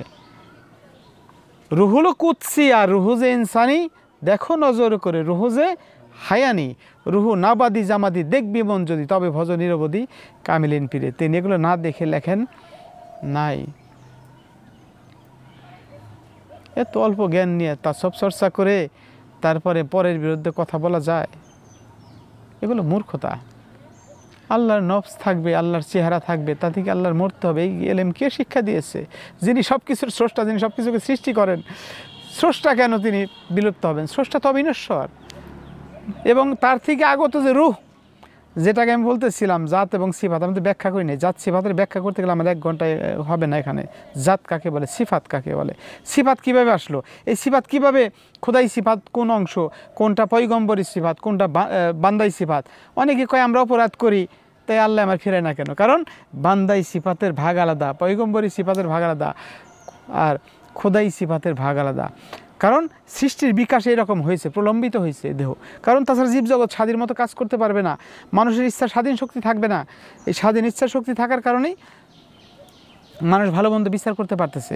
তাহলে স্বাধীন ইচ্ছা শক্তি দিয়ে সে যদি পয়গম্বরী সিফাতের, এই পয়গম্বরী দলভুক্ত ওইখানে যে ওই সমস্ত সিফাতের গুণে গুণান্বিত না হইতে পারে, তাহলে সে হাইউন সিফাত, এটা হলো প্রভুর সেই চিরজীবী চিরস্থায়ী, সেই জগতে আমরা প্রবেশ কীভাবে করব? তাহলে দেহের মধ্যে আল্লাহ বলছে আমি কোনো জাতিকে রসুল প্রেরণ না করে শাস্তি দেয় না। রসুল আমার দেহের মধ্যেই, যদি বাহ্যিকে রসুল এসেছে, কিন্তু আমার দেহের মধ্যে হাকিকতে প্রত্যেকটা সৃষ্টির মধ্যে রসুলের রেসালাতি শক্তি দেওয়া আছে, এটা আমরা বুঝি না। এই কথা বুঝতে হলে নির্ভয়ে আসতে হবে, এসে বসতে হবে। আমি তো বলতে চাই এই কথা, জিটকের সুবিধের কাছে আসার পরে আসেন, বসেন, কথা বলেন। আপনার এলেম যদি অনেক বেশি পাকা হয়, মজবুত হয়, দর্শনভিত্তিক হয়, বাস্তবসম্মত হয়, গ্রহণ করব, সমস্যা কি? সত্যকে কে জানতে না চায়? কিন্তু আপনি এখানে আসলে আমি বলতে পারি জাহাঙ্গীর বা ইমাম সুরেশ্বরী এলেম, দেওয়ান রশিদের এলেমের কাছে আসলে খড়কুটোর মতো ভেসে যাবে।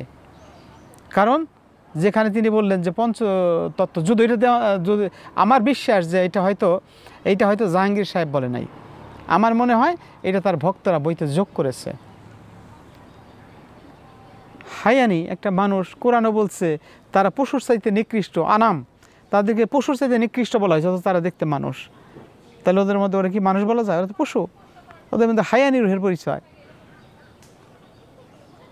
কয়েকটি রুহে 5 ভাগে ভাগ করলো, কয় তারা কিছু জানে না, প্রকৃতিতে সব নফসের সরাসরি, কোনো রুহ নাই, আত্মা নাই।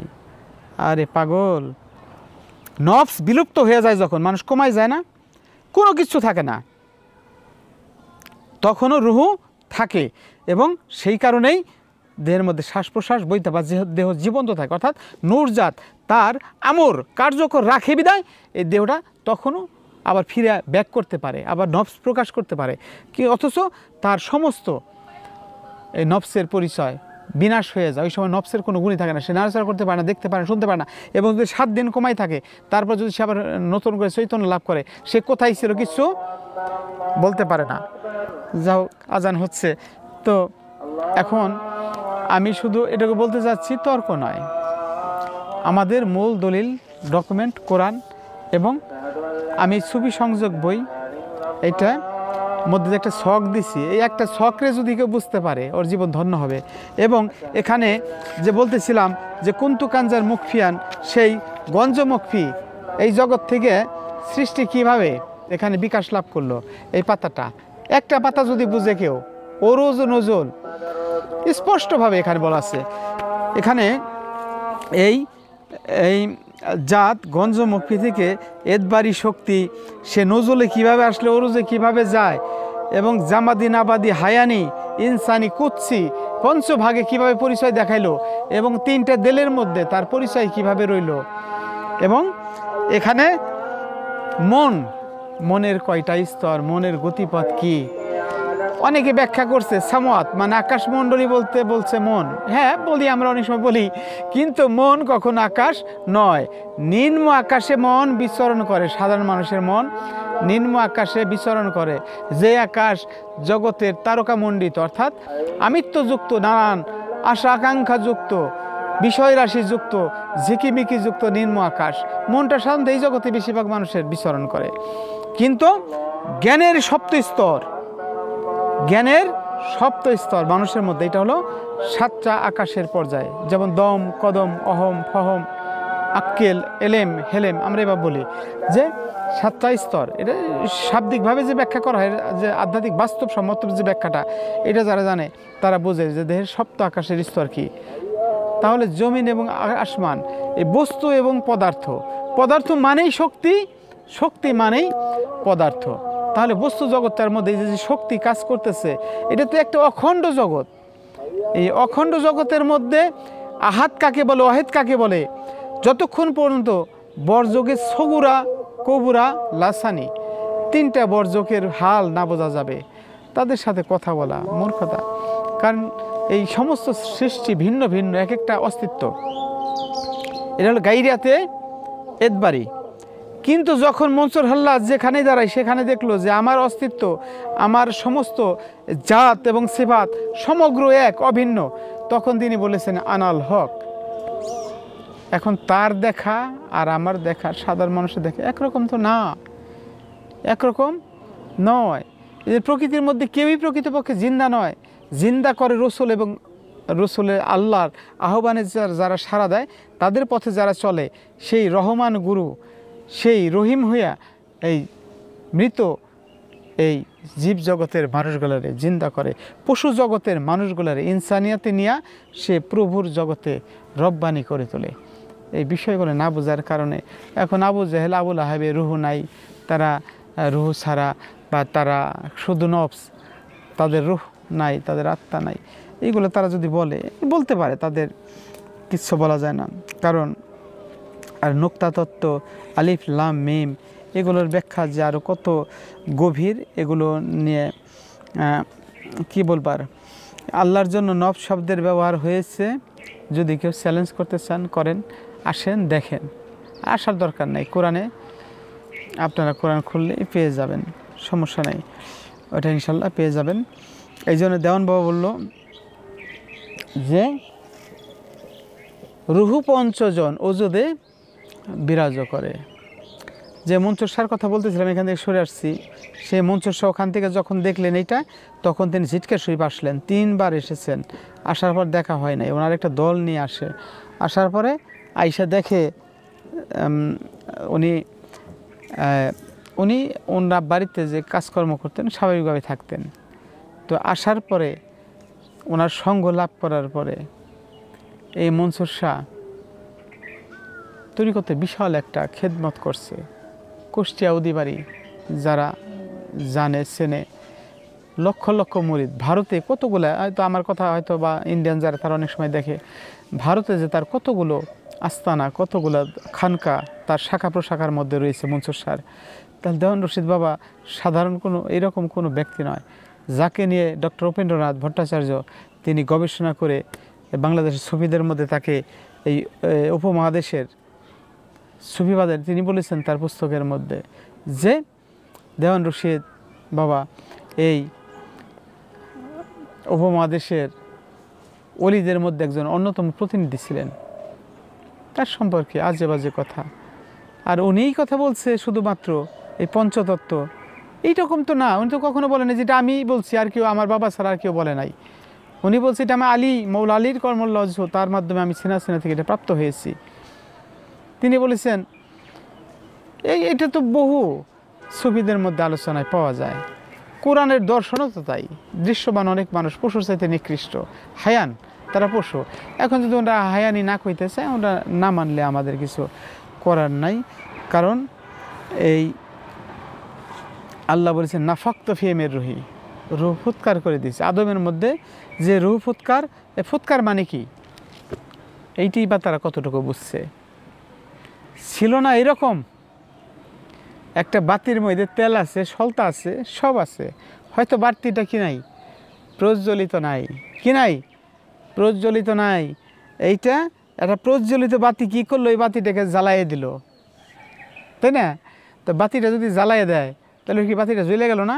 তাতে কি আগের বাতির কি আলো কমছে? কমে নাই তো, ওই বাতিটা প্রজ্বলিত হয়ে গেল। ওই রকম যদি কোটি কোটি বাতি থেকে বাতি জ্বালায়, এইটার নাম হলো রুহ ফুৎকার করা, রুহকে জাগাইয়ে দেওয়া। এই জন্য তানাজ্জালুল মালাইকাতু ওয়ার রূহ, নাজিল হওয়া। নাজিল হওয়া মানে কি, ছিল কিন্তু এটা প্রকাশিত ছিল না। বিশেষ মহিমান্বিত রজনী সাধকের জীবনে যখন আসে, যখন সিয়াম কর্মের মধ্য দিয়ে, এই সংযমের মধ্য দিয়ে যখন প্রভুর ইবাদত ধ্যান উপাসনা করতে করতে সাধক প্রভুর মাহফুজি কোরআনের জ্ঞানী হয়, বাল হওয়া কোরআন মাজিদুন ফি লাওহে মাহফুজ, মাহফুজি কোরআনের জ্ঞানী হয়, তখন আল্লাহ কি করে, তাকে তার জন্য মালাইকা, ফেরেশতা এবং রূহ এগুলো নাজিল করে। যাই হোক, সেখানে বরকত আসতে থাকে, সেখানে রহমত হইতে থাকে। এই রূহ নাজিল হয়, অর্থাৎ রূহের শক্তি, বাতিটা প্রজ্বলিত হয়ে যায়, ওই বাতি আর নিবে না। এই জন্য কোরআনে রসুলকে বলা হয়েছে কি, ওয়া দাইয়ান ইলাল্লাহি বিইজনিহি ওয়া সিরাজাম মুনিরা, অর্থাৎ তিনি আল্লাহর দিকে আহ্বানকারী এবং একটা প্রদীপ্ত প্রদীপ। অনেকে বলে শামস, কমার, চন্দ্র, সূর্য। আমি কোরআনে কোথাও দেখি নাই যে আল্লাহ তার রসুলকে চন্দ্র বলছে, সূর্য বলছে, আমি দেখি নাই। সিরাজ মানে সূর্য নয়, সিরাজ মানে সিরাজাম মুনিরা মানে প্রদীপ্ত প্রদীপ, প্রজ্বলিত প্রদীপ। একটা প্রদীপের সাথে তুলনা করা হয়েছে, অর্থাৎ যেই প্রদীপ অসংখ্য প্রদীপ সৃষ্টি করতে পারে। এই রকম এরা মৃত মানুষগুলা যারা বস্তু জগতে মৃত, এরকম মানুষ আল্লাহ এবং আল্লাহ রসুলের সাড়া দিয়ে তারা রুহের শক্তিতে আলোকিত হইতে পারে, তাদের মধ্যে রুহ নাজিল হয়ে যাইতে পারে, রুহ ফুৎকার হইতে পারে। এই রুহ নাজিল হওয়া, ফুৎকার হওয়ার সৃষ্টিগতভাবে রুহের শক্তি থাকা, এই ভাগ যে না বুঝে, ওর সাথে কথা বলা বোকামি, বাধ্য হয়ে বলতে হইলাম, কখনো মন চায় না। দীর্ঘদিন ধরে অনেকে রিকোয়েস্ট করতেছে যে তোমাদের মতো অনেকে বলতেছে যে এই বিষয়ে কয়েকটা কথা বলা দরকার, আরও দালিলিকভাবে বিশদভাবে আরও অনেক কিছু বলা যাইতো। তো যাই হোক, আমি জাত এবং সিফাত কাকে বলে? জাত সেই নূর জাত যে গঞ্জ মুখফি, কিন্তু কানজান মুখফিয়ান, এই গঞ্জ মুখফিতে নিঃশব্দ জগৎ থেকে সে নিজেকে প্রলম্বিত করার জন্য, কি করার জন্য? প্রলম্বিত করার জন্য। একটা ও আরেকটা বিষয় নিয়ে আসি, ছোটো করে বইলেই ফেলি, কারণ কথাটা আমি ওনাদের কথাটা আমার লাগছে। সেটা হলো বলতেছে, যেমন আমরা বইতে পড়ছি রাসূল বড়, আবার তারা বলছে না রাসূল বড় না, নবী বড়। কারণ রাসূল আর নবিয়ান, সিদ্দিক আর নবিয়ান, সিদ্দিক নবী, রসুল নবী, তাহলে নবী বড়। রসুল এবং সিদ্দিকের নবীর পদবী। আবার বইতে পড়লাম যে রাসূল বড়, রিসালাত প্রাপ্ত। আমি বিস্মিত হই যে সুফিবাদ এত ছোট কোনো জিনিস নয়। অর্থাৎ কি বলবো, কোরআন স্পষ্ট ব্যাখ্যা করে দিল এখানে, কিন্তু মাথায় মগজে না বোঝার কারণে এটা বড়, এটা ছোট, এটা আচ্ছা গাছ বড় না বিসি বড়, এটা নির্ণয় করা এটা মুশকিল না? কি গাছ বড় না বিসি বড়? যদিও তুলনা চলে না বোঝার জন্য যে গাছ বড় না বিসি বড়। আহমদ কাউসার আলী চিশতি বলেছে গাছ হইতে বিসি হয়, বিসি হইতে গাছ। বিসি হয়েছে ওই থেকে, গাছ থেকে, আবার বিসি থেকে গাছ। কারে নকল বলি, কারে বলি খাস। ওনার এই কথাটা আমার ভালো লাগছে যে গাছ হইতে বিসি হয়, বিসি হইতে গাছ, কারে নকল বলি, কারে বলি খাস। এখন দেখো কোরআনে কি বলে, ইয়া আইয়ুহান নাবিয়্যু ইন্না আরসালনাকা শাহিদা ওয়া মুবাশশিরা ওয়া নাযীরা ওয়া দাইয়ান ইলাল্লাহি বিইজনিহি ওয়া সিরাজাম মুনীরা। সুন্দর কথা, এই কথার মধ্যে ব্যাখ্যা রয়ে গেছে। ইয়া আইয়ুহান নাবিয়্যু, হে নবী, কারে ডাক দিছে? রসুল রে। হে নবী, ইন্না নিশ্চয় আরসালনাকা, তোমাকে রসুল করলাম, আরসালনা প্রেরণ করলাম, মানে প্রেরিত রসুল, রসুল মানে তো প্রেরিত পুরুষ। তো আরসালনাকা তোমাকে রসুল করলাম, কারে? নবীরে। এই নূর নবী, সেই নূরই জগৎ থেকে রসুল করলো। রসুল মানে কি? রসুল হলো রেসালাতি শক্তি। যদিও শরীয়তের ভাবে একটা কিতাব বলা হয়, কি বলবো, সুফিবাদের কথা এখানে বলা অনেকে ভুল বোঝার যথেষ্ট অবকাশ তৈরি হয়ে যায়, অনেকে সত্যতা করে বোঝে না, এই জন্যে খুব সমস্যা, এই জন্য বলি না। অর্থাৎ ওই নুরি জগতের একটা সূক্ষ্ম নুরি সত্তা, সে যখন একটা বিস্তৃত আকারে প্রকাশ হইলো, এটা রেসালাত নিয়ে প্রকাশ।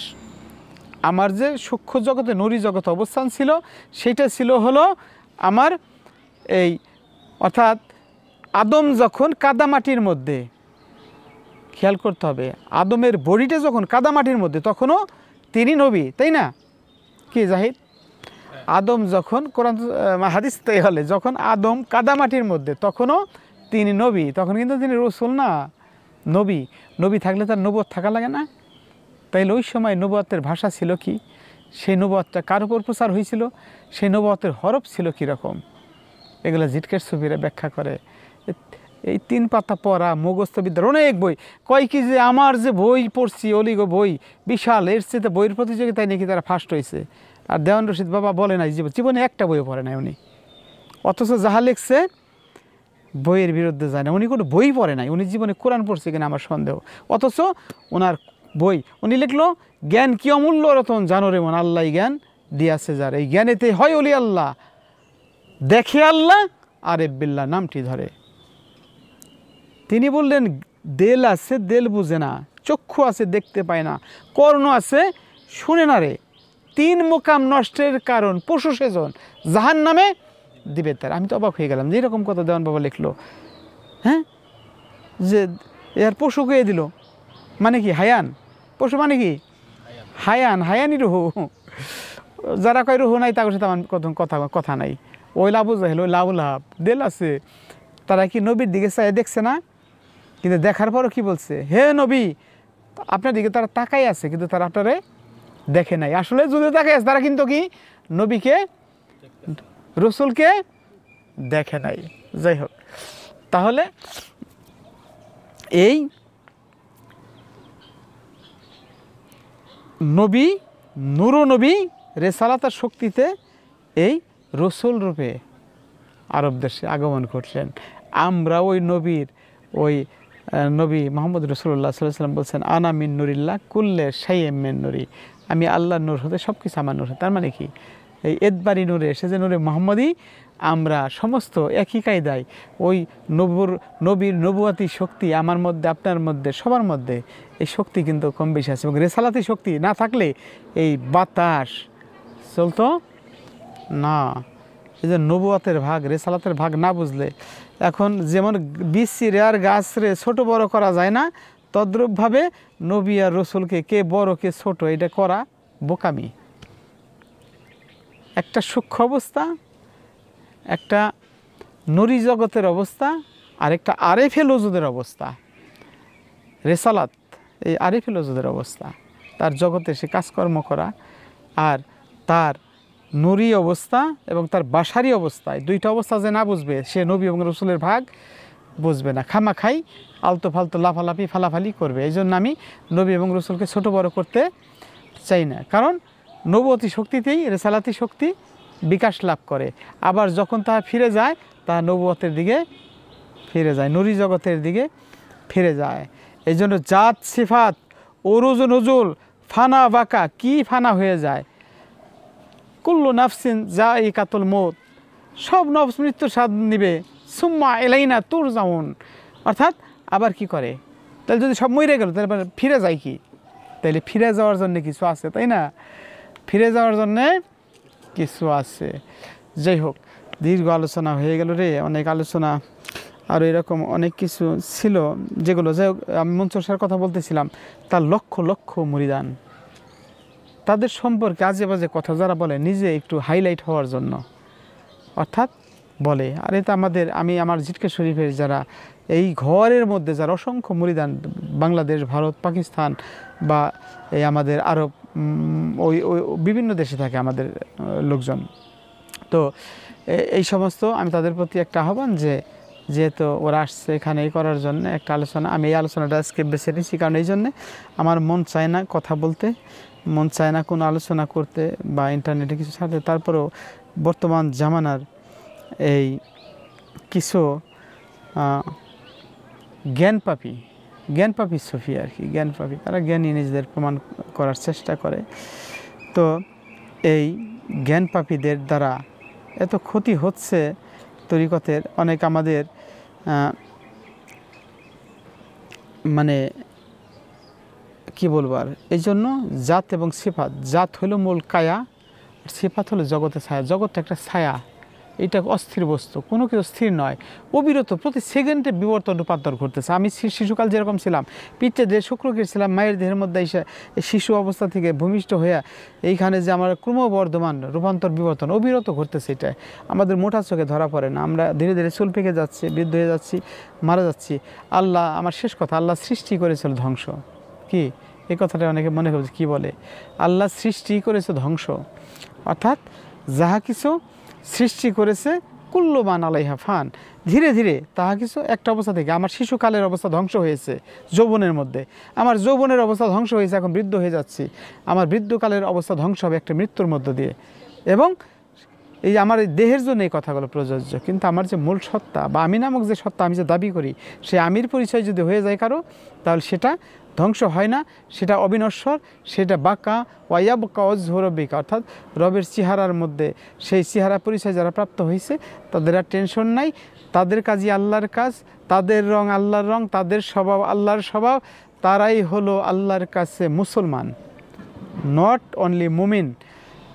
আমানো থেকে শুরু করে তারা আমানো বিশ্বাসকারী, মুমিন হলো বিশ্বস্ত, এবং মুসলমান হলো অনেকে বলে আত্মসমর্পণকারী, আমি তা বলি না।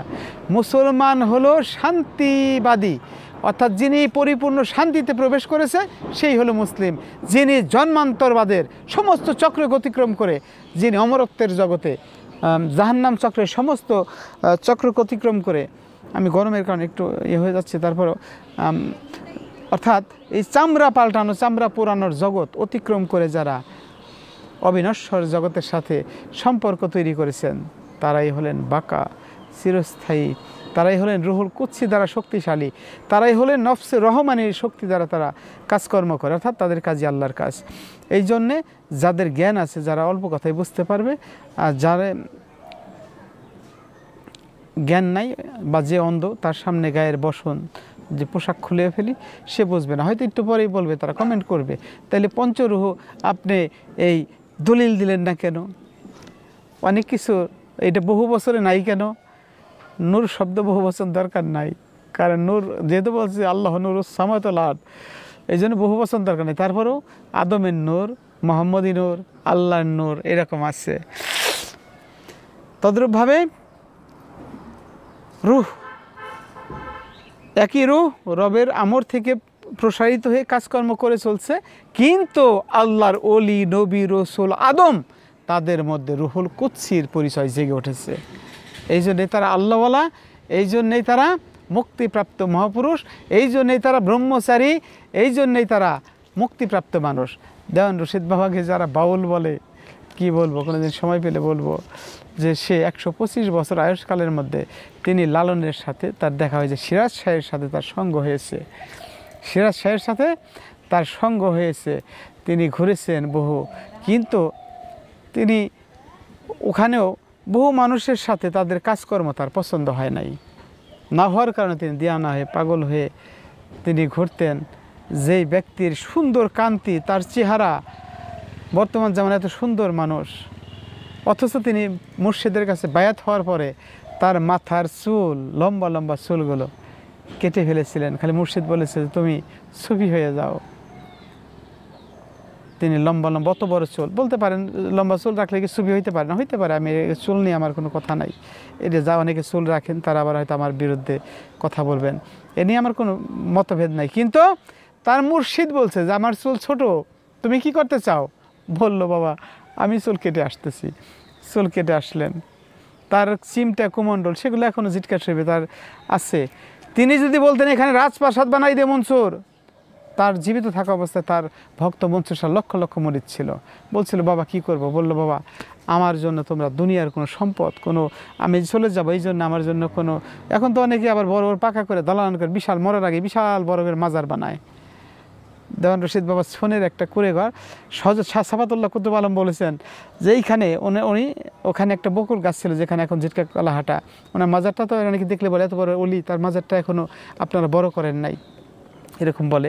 তো ওখানে তিনি বসেছেন, বলছে আমি রশিদ আমি এইখানে বসলাম, এইটা আমার গদি হবে, আর এইখানে আমার গদির কাছে তোমার মাথা রেখে তোমার মাজার হবে, আর ওই পাশে কৌসার শাহ, দেওয়ান রশিদ বাবার ভক্ত, আবার মেয়ের জামাতাও, তার মাজার হবে। অথচ আহমদ কাউসার চিশতি ওরফে জিন্দা শাহ, তার উফাত আগে হয়েছে দেওয়ান রশিদ বাবার, কিন্তু তিনি কিন্তু বলে নাই যে আমার এই গদির পাশে রেখো, কারণ মুর্শিদ কেবলা তাদেরকে সামনে রেখে বলে গেছে যে এইখানে রশিদ থাকবো, এইখানে তুমি থাকবা। তারা সেইভাবেই, তাদের মধ্যে কোনো বিরোধ ছিল না।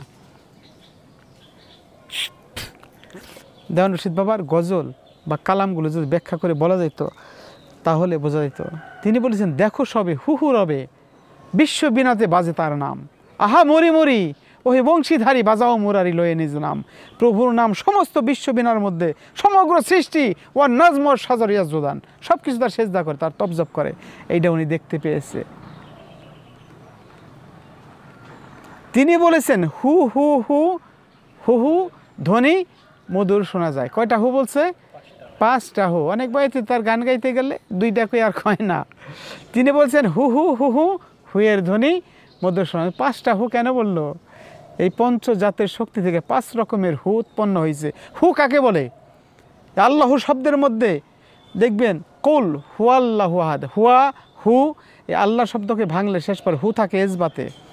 আমি এদিকে যাচ্ছি না, কারণ এই তত্ত্ব অনেকে বুঝবে না। এই পঞ্চহু, যেমন আশহাদু আল্লা ইলাহা ইল্লাল্লাহু, তাই না? ওয়াহিদাহু লা শারিকা লাহু ওয়াশহাদু আন্না মুহাম্মাদান আবদুহু ওয়া রাসূলুহু। এই সাক্ষ্য বাক্যের মধ্যে হু কয়টা? 5টা। এই পঞ্চহু, এই 5 হুয়ের ব্যাখ্যা যদি কোনো সময় পাই, যতটুকু বলা যায় বলবো। তাহলে নিজেকে চেনা যায় না, নিজেকে চেনার খবর নাই একবারে। আবার কি দেওয়ান বাবা তো বললো দেল নহে মাংসপিণ্ড, দেল বিশ্ব ব্রহ্মাণ্ড। আর কাবা তার ওই দিল কাবা, দিল উলুহিয়াত কোন জায়গা, সাধন জগতে ধ্যান জগতের কথা। আর যেই পণ্ডিতরা তা সব নিয়ে কয় আপনারে নিজকে নিজে আগে চিন, এরকম গান আছে না, এই গানে লাভ পারে। আর কয় নাবির নিচে আছে কাবা, ওইখানে তো ভক্তি দেবে, এরকম একটা গান তারা খুব মজা লেগে গায়। দেওয়ান রশিদ বাবার এরকম কোনো কথা নাই।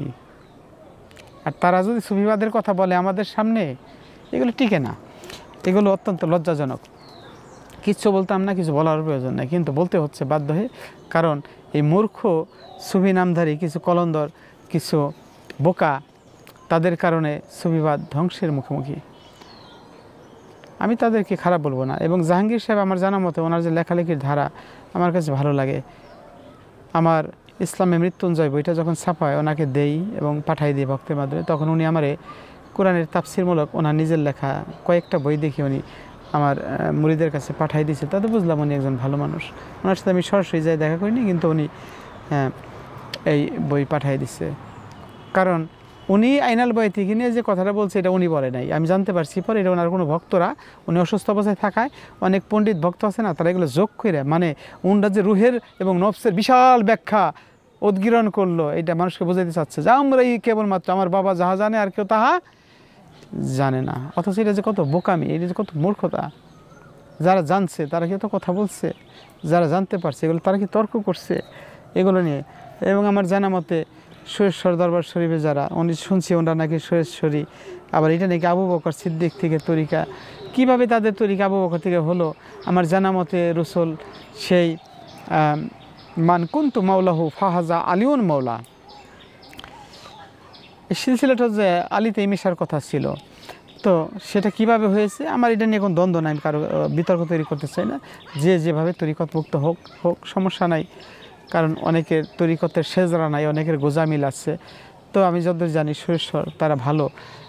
আমার সাথে পরে তারা অনলাইনের মাধ্যমে যে একটু কথা বলছে যে না আমরা তো আপনাদের বিরুদ্ধে কোনো কথা বলি না, হয়তো উনি জাহাঙ্গীর সাহেব বলছে এই জন্য। আমি একটা কথা বলছিলাম যে যারা এরকম কথা বলে তাদের পীরও কাঁচা, এই কথার পর তারা হয়তো তার এই কথাটা বলছিল। তখন আমি বলছি না, তাদের সাথে আমাদের কোনো বিরোধ নাই, কিন্তু বিরোধ হলো তখন যখন তারা আমাদের নাম ধরে ইন্ডিকেট করে আইনাল বয়াতির নাম বলে বইয়ের মধ্যে ছাপায় দেওয়ান রশিদ বাবার পঞ্চতত্ত্বকে যারা পঞ্চতত্ত্বকে যারা না বুঝে অপব্যাখ্যা করে, তার বিরুদ্ধে কয় তিনি কোনো সুফি ছিল না, তিনি বাউল ছিল। প্রতিবাদ না করলে কোনো উপায় থাকে না। আমি প্রমাণ করে দিলাম কোরআন থেকে আল্লাহর নফস আছে, কিন্তু আল্লাহর নফস মরবে না। ওই নফস ওই স্বভাব দিয়ে আল্লাহ কাউকে ক্ষমা করবে, কারো বিচারে কঠিন আযাব দিবে, আল্লাহর যা ইচ্ছা তাই করবে। কাউকে নূর দ্বারা হেদায়েত করবে, কাকে পথভ্রষ্ট করবে, সব তকদির। কারো তকদির মন্দ করে লিখে দিবে, ও নূর দ্বারা হেদায়েত পাবে না। কারো তকদির ভালো করবে, যে বুঝবে আমার কথা এটাও তকদির, যে না বুঝবে এটাও তকদির। আমি আর বিস্তারিত আলোচনা করতে চাই না। দেখা যাক, আমি রুহ এবং নফস, এই রুহ হলো আল্লাহর সিফাত। আল্লাহর জাত যদি না থাকে, রবের উপস্থিতি যদি না থাকে, রব্বুল আলামিন জেনে তিনি রব রূপে যেখানে আছেন সেই সমস্ত আলমে রব্বুল আলামিন, রব মানে প্রতিপালক, প্রত্যেকটা জীবের প্রতিপালন, তাকে লালন পালন করা, তার জীবন দেওয়া, তাকে মৃত্যু দেওয়া, এই কাজগুলো কার কাজ? রবের কাজ। তাই রব যেই সমস্ত আলমে আছে ওই সমস্ত আলমে রবের আমর, অর্থাৎ সেইখানে অবশ্যই কার্যকর হওয়ার জন্য সেখানে আত্মা থাকা জরুরি। এটা যারা না বুঝে আমার আর কিছু বলার নাই। এই জন্য আল্লাহ বলছে আল্লাহ নূরুস সামাওয়াতি ওয়াল আরদ, আসমান জমিন পরিব্যাপ্ত আল্লাহর নূর। ওয়াসিয়া কুরসিউস সামাওয়াতি ওয়াল আরদ, সমস্ত সৃষ্টি আল্লাহর কুরসি। আসমান জমিনের যত বিকশিত এই বিশ্ব ব্রহ্মাণ্ড সব জায়গায় আল্লাহর কুরসি আছে। এখন যেই কুরসি চিনে না তার সাথে কোনো কথা নাই, বা তাদের সাথে কোনো তর্কও নাই। আমি অত্যন্ত গরমে ঘেমে গেছি, আমি আর কথা বলতে চাচ্ছি না। আল্লাহ সবাইকে বোঝার তৌফিক দান করুক।